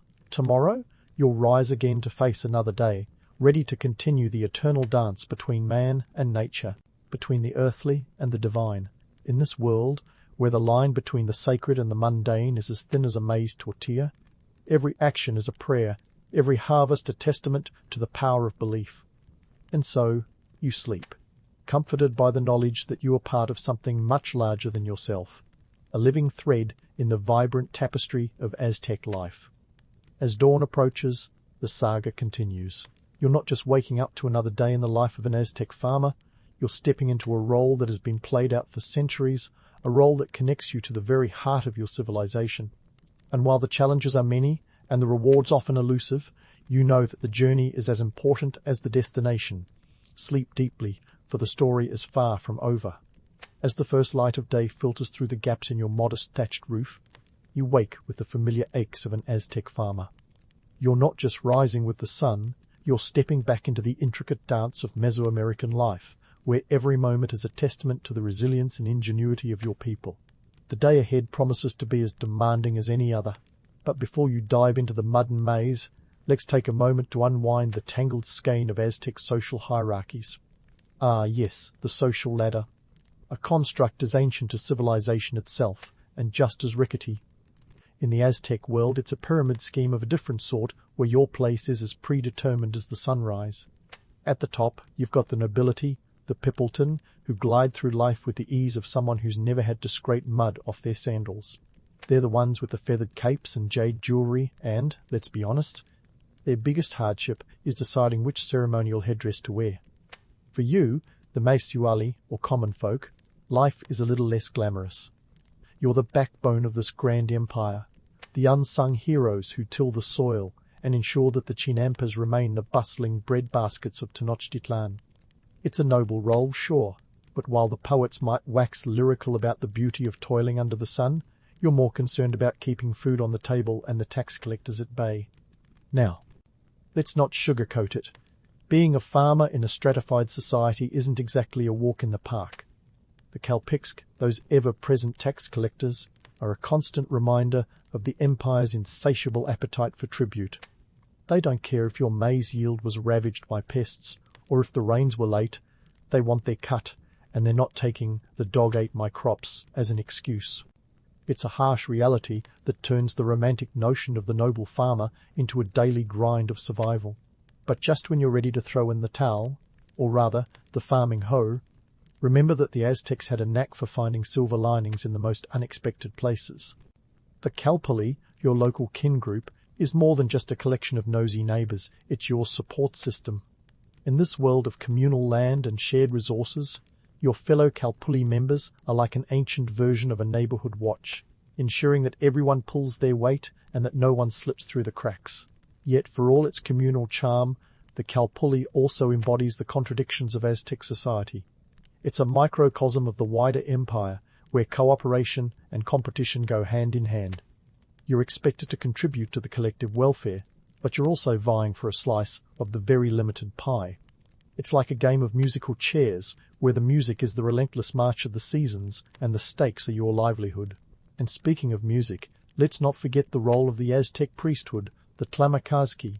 These men of the cloth, or more accurately, men of the feathered headdress, hold sway over the spiritual realm, ensuring that the gods are kept happy and that the celestial balance is maintained. They perform elaborate rituals, often involving human sacrifices, to appease the pantheon of Aztec deities. It's a grim business, but in a world where every drought or famine is seen as a divine message, the priests wield a power that's as intoxicating as it is terrifying. The priests, like the nobility, are part of the social elite, a reminder that in this world power and privilege are often intertwined. They command respect and fear in equal measure. And while their rituals might seem barbaric to modernize, they serve a purpose in maintaining the social order. It's a sobering thought, but in a society where life is precarious, the stability offered by the priesthood's rituals is a comforting constant. Now, let's tackle a myth that's as pervasive as the mosquitoes buzzing over the Chinampas, the romanticized view of the past. It's tempting to imagine the Aztecs as noble savages, living in harmony with nature and each other, but the reality is far more nuanced. This was a society built on conquest and tribute, where the lines between ruler and subject were as clear as day. It's a world that thrived on the contradictions of human nature, where the desire for power and the need for cooperation existed in a delicate balance. And here's the kicker. Despite the harsh realities of Aztec life, there's a certain allure to their story. The grandeur of Tenochtitlan, the ingenuity of the Chinampas, the vibrant culture that celebrated life even as it embraced death. These are the threads that weave a tapestry as complex as it is captivating. It's a history that's as much about the triumph of the human spirit as it is about the darkness that lurks in the corners of civilization. As you lay down to rest, the stars twinkling overhead like the eyes of forgotten gods, remember that the tale of the Aztecs is one of resilience and ingenuity. It's a story that's both inspiring and cautionary, a reminder that while we might romanticize the past, we must also acknowledge its harsher truths. In the end, history is a mirror, reflecting not just who we were, but who we could be. A legacy that's as enduring as the maze that sustained an empire. So, sleep well, my friend, knowing that you've contributed to a history as rich and varied as the land itself. Tomorrow brings a new day, a new chapter in the story of the Valley of Mexico, and you'll rise once more to play your part. The journey is far from over, and there are countless more stories waiting to be told. Zheng He's life story isn't a simple tale of rags to riches. It's more like rags to riches and then some. It all began with a twist that'd make even Hollywood scriptwriters do a double-take, a young boy from Yunnan, born Maha in 1371, who got caught in the crossfire of imperial politics. One day he's playing in the hills, and the next he's captured by the Ming dynasty's forces. Just like that, Mahe, a Muslim from a proud Hui family, became a pawn in the grand chess game of Chinese expansion. Now, here's where things get delightfully medieval. As if it wasn't enough to be ripped from his home, Mahe was also castrated. Yep, you heard that right. In the Ming court, becoming a eunuch was like getting a backstage pass, albeit with a rather steep price. Eunuchs were trusted because, well, they couldn't start their own dynasty. Mahe, now Zheng He, found himself in the service of Judi, the Prince of Yan, who would soon be known as the Yongle Emperor. Talk about climbing the social ladder with no safety net. This brings us to the main plot. Zheng He, once a captive, was catapulted into prominence as the Yongle Emperor's confidant. You see, Yongle wasn't the type to sit idly by and watch the world turn. He had ambitions that stretched beyond the Great Wall, and Zheng He was his go-to guy for turning those ambitions into reality. The Emperor needed someone he could trust to lead his grand naval expeditions, and Zheng He, with his unique blend of loyalty, intelligence, and let's not forget excellent navigational skills, fit the bill perfectly. So, fast forward to 105, and Zheng He is standing on the docks, overseeing a fleet that could make any modern navy look like a dinghy rental service. We're talking about over 300 ships, folks, and not just any ships. These were treasure ships, the size of football fields, designed to carry silk, porcelain, and the occasional giraffe back home. It was an impressive display of power and a not-so-subtle hint to the rest of the world. China was open for business, and Zheng He was its chief ambassador. But why, you ask, would an emperor go to the trouble of sending such an extravagant fleet out into the unknown? The answer lies in a mix of diplomacy, trade, and a bit of good old-fashioned showing off. The Ming dynasty was keen on showcasing its wealth and might, forming tributary relations with far-off lands and securing maritime trade routes. It was a globalized world long before the term was coined, and Zheng He was its poster boy. Zheng He's first voyage was like the first installment of a blockbuster series. It set the tone, introduced the characters, and left everyone wanting more. Sailing from Nanjing, the fleet cruised through Southeast Asia, stopping at modern-day Vietnam, Java, Sumatra, and Sri Lanka. Each stop was a calculated move to establish Chinese influence and set up a network of allies and trade partners. And let's not forget the treasure, both given and received. The voyages were as much about diplomacy as they were about collecting exotic items like spices and precious stones, which were then paraded back home like trophies. Yet, behind the glitz and glamour, there were real stakes. The Ming dynasty needed these voyages to succeed to justify their enormous costs. Imagine the logistical nightmare of feeding and managing tens of thousands of crew members on the high seas. The cost of these expeditions was astronomical, with each voyage rumoured to rival the GDP of a small nation. And yet, the returns in terms of political clout and trade alliances were deemed worth it. As Zheng He's fleet sailed the Indian Ocean, it wasn't just the size that was impressive. The ships were technological marvels, equipped with advanced navigational tools, watertight compartments, and firepower that could deter any would-be pirates. It was a floating city of diverse crew members, from sailors and soldiers to translators and scientists, all working in harmony to achieve the Emperor's grand vision. So there you have it, the unlikely rise of a boy from Yunnan to one of history's most celebrated explorers. Zheng He's tale is one of transformation, resilience, and ambition. A story of a man who turned the winds of fate into a mighty sail and charted a course that would forever shape the world. And this, my friends, is just the beginning of his epic adventures. Now, let's zoom in on the nitty-gritty of running an operation that makes modern cruise liners look like kiddie rides. Picture Zheng standing there, not just a navigator, but a maestro conducting a symphony of organized chaos on the high seas. The Ming treasure fleet was a floating juggernaut, with over 27,000 crew members spread across more than 300 ships. An epic production that would give even the most ambitious reality TV shows a run for their money. First up, let's talk about the logistics of feeding this sea-bound army. Imagine catering for a small city with an appetite as vast as its ambition. We're talking mountains of rice, oceans of pickled vegetables, and enough salted fish to make Poseidon himself blink. Estimates suggest that each voyage required tons of provisions, some 1,200 tons of rice and 600 tons of meat. And before you ask, no, there weren't any Michelin-starred chefs whipping up foie gras on the high seas. Just good old-fashioned sustenance to keep the crew from mutinying, which brings us to the human element of this grand adventure. This wasn't just a band of merry sailors singing sea shanties under the moonlight. Zheng crew was a motley mix of seasoned mariners, soldiers, translators, and yes, even a few criminals looking to trade their prison cells for the promise of adventure. It was a bit like the original Ocean's 11, except with a lot more actual ocean and slightly fewer casino heists. This diverse crew was essential for navigating foreign lands and dealing with the myriad cultures they encountered. But as you can imagine, managing such a diverse group was no walk in the tea garden. Pirate attacks were a constant threat, and not the Johnny Depp kind. These were cutthroat sea bandits who saw the treasure fleet as a floating buffet of riches ripe for the taking. Zheng ships, however, were no sitting ducks. They were armed to the teeth with cannons and crossbows, and the crew was ready to rumble at a moment's notice.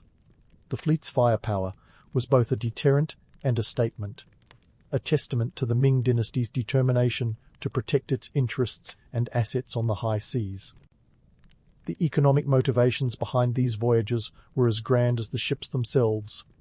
The Ming dynasty wasn't just flexing its muscles for the fun of it. The goal was to secure trade routes and establish China as the uncontested heavyweight champion of international commerce. The voyages were less about conquest and more about connection, a sort of ancient LinkedIn strategy to network with the world. By bringing back exotic goods like spices, ivory, and even zebras, Zheng fleet was a catalyst for global trade long before anyone had coined the term globalization. Of course, with all this grandeur came a fair share of bureaucratic chaos. Imagine the paperwork. Navigating the Ming bureaucracy was akin to navigating the fleet itself, a daunting task requiring patience and a knack for diplomacy. The court eunuchs, of which Zheng was a notable member, were the unsung heroes of this operation, juggling logistical nightmares and political machinations with aplomb. Yet, behind closed doors, the threat of a mutiny loomed large. After all, when you throw together a bunch of sailors, soldiers, and convicts on a long voyage, tensions can run as high as the ocean swells. These voyages were a delicate dance of diplomacy and display, with the Ming dynasty eager to show off its bling to the world.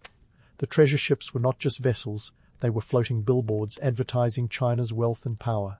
And while the voyages were certainly about establishing trade and diplomatic ties, there was an undeniable element of showing off, like a peacock spreading its feathers for all to see. The fleet's arrival in foreign ports was a spectacle, a travelling circus of grandeur and might that left onlookers in awe and local rulers scrambling to offer tribute. But let's not get too caught up in the romance of it all. The harsh realities of leading such an expedition were as daunting as the waves they sailed upon. Each voyage required months of meticulous planning and coordination, not to mention the sheer willpower to keep things afloat, literally and figuratively. The costs were astronomical, and the pressure to succeed was immense. Failure was not an option, not when the very prestige of the Ming dynasty was at stake. Despite the challenges, Zheng voyages were a testament to human ingenuity and ambition. They were a bold declaration that the world was interconnected long before the internet made it official. And while we can marvel at the scale and scope of these expeditions, it's crucial to remember the individuals who made it all possible. From the highest-ranking officers to the lowliest deckhands, each played a role in steering the course of history. As our story sails onward, Keep in mind that these voyages were not just about the destinations, but the journey itself. A journey of discovery, diplomacy, and the ever-present dance between chaos and order. Zheng He's legacy is a reminder that even the most grandiose dreams require a sturdy ship and a crew willing to brave the storm. With the wind in our sails, we'll continue to explore the adventures that lay ahead. Stay tuned, because the seas of history still have many tales to tell, and our voyage with Zheng He is far from over. And so, with the majestic fleet cutting through the ocean like a well-oiled machine of diplomacy and dominance, we sail into the heart of Zheng He's diplomatic escapades. Forget the image of a gentle explorer, all smiles and handshakes. Zheng He was a goodwill ambassador with a side of intimidation, a diplomat who knew when to smile and when to unsheath the proverbial sword. Let's kick things off with the Sultan of Malacca, a strategic stop on Zheng He's grand tour of the Indian Ocean. Malacca, you see, was the Venice of the East, a bustling trade hub that connected the spice-rich islands of Indonesia with the rest of Asia. The Sultan there was no fool. He recognized the tidal wave of opportunity docked in his harbour. Gifts were exchanged, pleasantries shared, and treaties signed. Zheng He's fleet didn't just bring silk and porcelain, it brought the promise of a lucrative trade partnership, a mutually beneficial relationship that would see Malacca flourish. But Zheng He's diplomacy wasn't all silk gloves and sugar-coated promises. When the king of Ceylon, modern-day Sri Lanka, decided to play hardball, Zheng He showed he wasn't above playing a little hardball himself. The king, apparently not one to be easily impressed or intimidated, refused to acknowledge the Ming dynasty's supremacy. Big mistake. Zheng He's response was swift and decisive, a bit of military theatre to remind everyone who was holding the biggest stick. The fleet landed, forces were deployed, and the king was swiftly deposed in a show of power that sent ripples through the region. And just like that, Ceylon was singing a different tune, one that harmonized nicely with the Ming's melody of dominance. But don't get the wrong idea. Zheng He wasn't some bloodthirsty conqueror.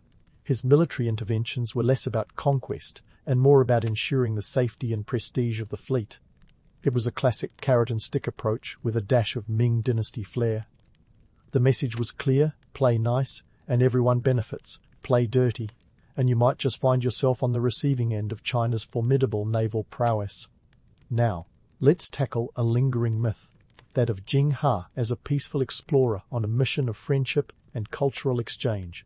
Sure, the voyages were about forging alliances and sharing knowledge, but let's not ignore the underlying current of dominance. The Ming dynasty wasn't just flexing its diplomatic muscles, it was showcasing its military might. Zheng He's fleet was a floating fortress, a reminder to all that China was not to be trifled with. The occasional military intervention wasn't a failure of diplomacy, but rather an extension of it, a reminder that peace was preferable, but not the only option. And speaking of options, let's talk about the gifts. These weren't your run-of-the-mill fruit baskets or gold watches. We're talking about lavish offerings, silk, spices, precious metals, and even exotic animals. Imagine the Sultan of Malacca receiving a giraffe from Africa, a creature so foreign and awe-inspiring that it was dubbed a qilin, a mythical creature in Chinese folklore. These gifts were more than just tokens of goodwill. They were strategic investments in relationships that could yield substantial returns. It was an ancient form of soft power, where gifts acted as diplomatic currency, greasing the wheels of international relations. But let's not kid ourselves. These exchanges weren't always smooth sailing. Cultural misunderstandings were inevitable, given the diversity of the regions visited. Imagine trying to explain the concept of tribute to a ruler who's never heard of the Ming dynasty. It was like trying to sell ice to an Eskimo, with a lot more at stake than just a few cubes. Yet, Zheng He's ability to navigate these challenges, both diplomatically and, when necessary militarily, was a testament to his leadership and the strategic acumen of the Ming court.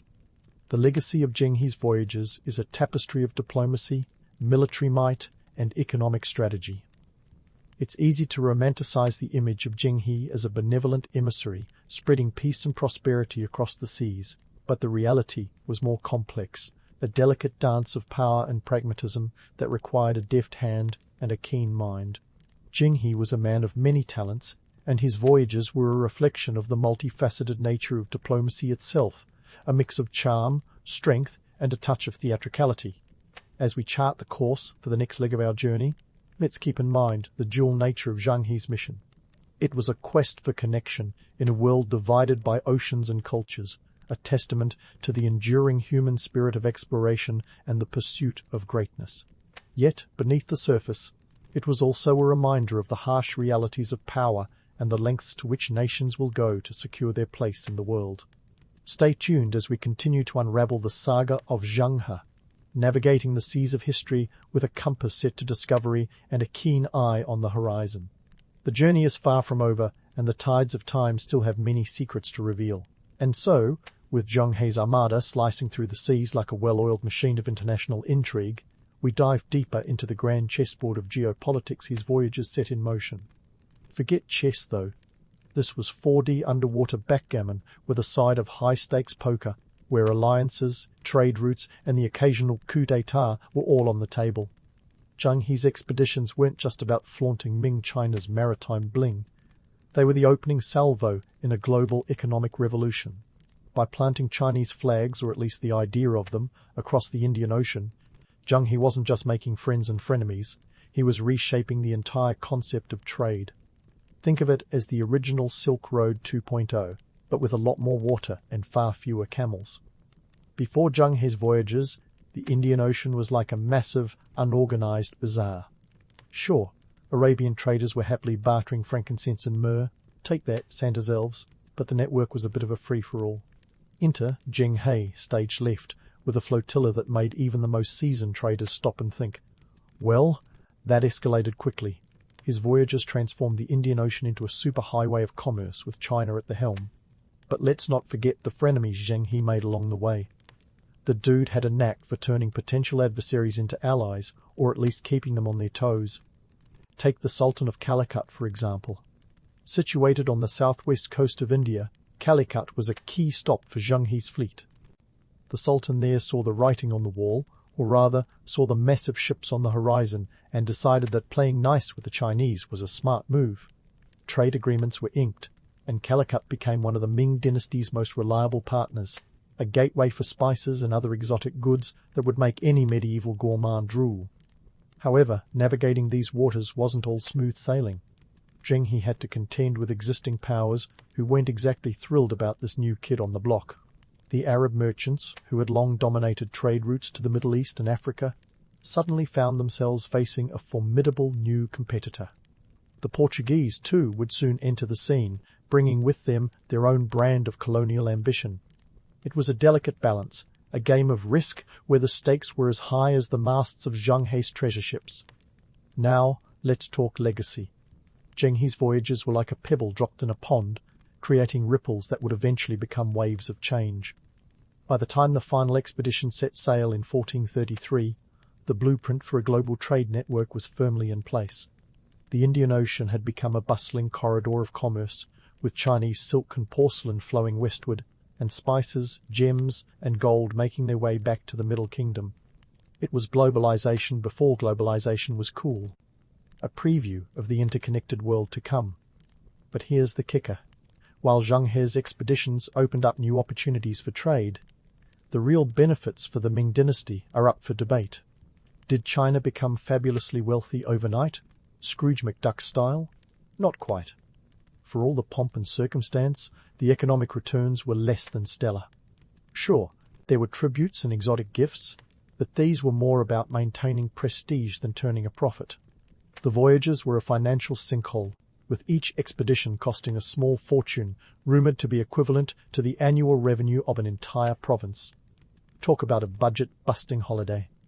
And speaking of budgets, let's dive into the financial quagmire these voyages created.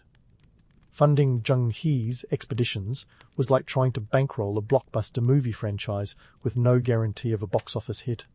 The Ming court had to dig deep into its coffers, and while the emperor was keen on showcasing China's might, the bureaucrats back home were left holding the bill.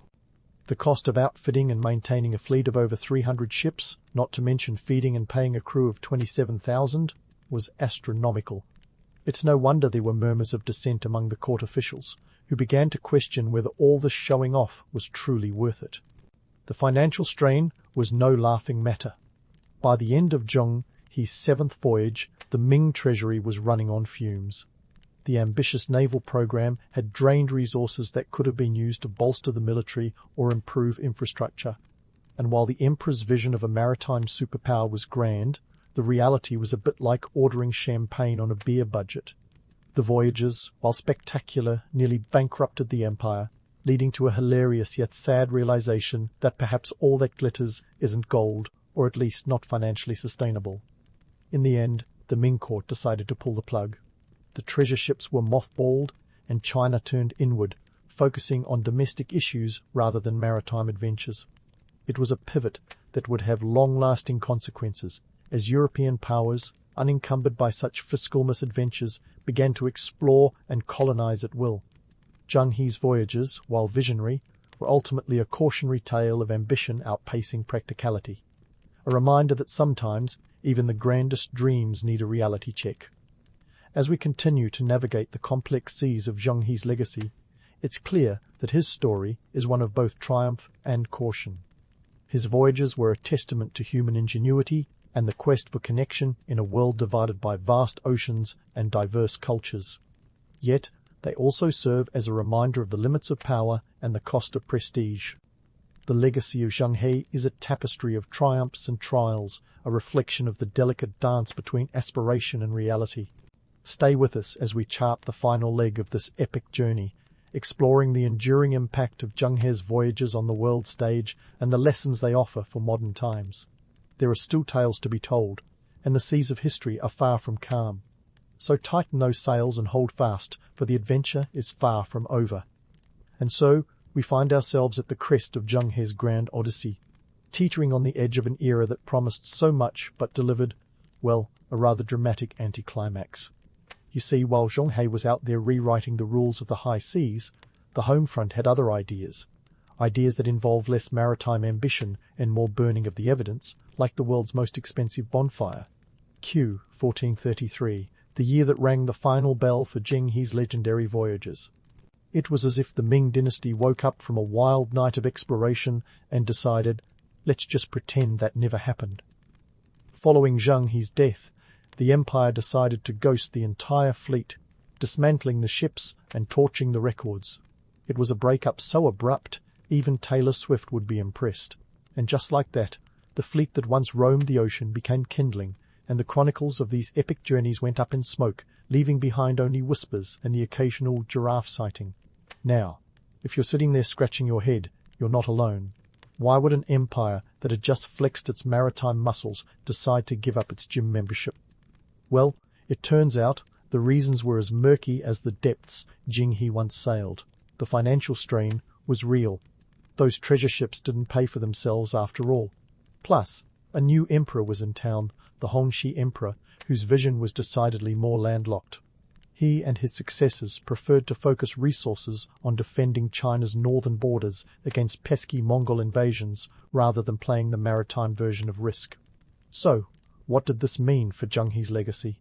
In the romanticized version, he's a trailblazer, the Marco Polo of the maritime world, bridging east and west with nothing but sheer will and a fleet of floating fortresses. But the gritty reality? His voyages, while groundbreaking, became more of a footnote than a prelude to global exploration. Europe, with its eyes on the prize of world domination, picked up the baton and sprinted ahead, leaving China in the rearview mirror. Zheng He's journeys were like the pilot episode of a show that never got picked up, while Columbus and crew got the full series. Yet, let's not dismiss the allure of the myths entirely. There's something undeniably romantic about the idea of Zheng He, the eunuch explorer, sailing the seven seas with a grin and a giraffe, spreading Ming diplomacy like a seafaring Santa Claus. It's a story that captures the imagination, even if the reality was more about strategic posturing and financial headaches. The fact that his voyages didn't lead to a Chinese age of discovery doesn't make them any less impressive. It's just that history, with its fickle nature, decided to write its narrative differently. Consider this, sometimes, history is less about what happens and more about what we remember. Zheng He's voyages, with all their grandeur, were overshadowed by a shift in priorities, a pivot that favoured fortifications over flotillas. The decision to dismantle the fleet and torch the records was less about erasing history and more about redefining it. The Ming dynasty's inward turn was a strategic retreat into introspection, a choice that would shape China's trajectory for centuries. So, what's the quotable takeaway here? Perhaps it's this. History is a fickle lover, quick to embrace new narratives and just as quick to discard them. Zheng's legacy is a reminder that grand narratives can be buried just as easily as they're created. His voyages were a testament to ambition and the human spirit's desire to connect across cultures and continents. Yet, they also serve as a cautionary tale of how quickly the winds of change can alter the course of history. As the curtain falls on Zheng's saga, it's clear that his story is one of both wonder and caution. It's a tale of what might have been, had the Ming dynasty continued to sail the seas instead of retreating to its familiar shores. In the end, Zheng's voyages were a bold declaration that the world was larger and more interconnected than anyone had dared to imagine. And while his legacy may be a footnote in the grand tapestry of history, it's a footnote that continues to inspire and intrigue, a reminder of the boundless possibilities that lie beyond the horizon. So, there you have it, fellow history buffs, a story of epic adventures, grand ambitions, and the unpredictable nature of historical narratives. Zheng's voyages may not have changed the world in the way we often romanticize, but they've left an indelible mark on the annals of exploration. And as we sail away from this tale, let's carry with us the knowledge that history, like the ocean, is vast, deep, and full of untold stories waiting to be discovered.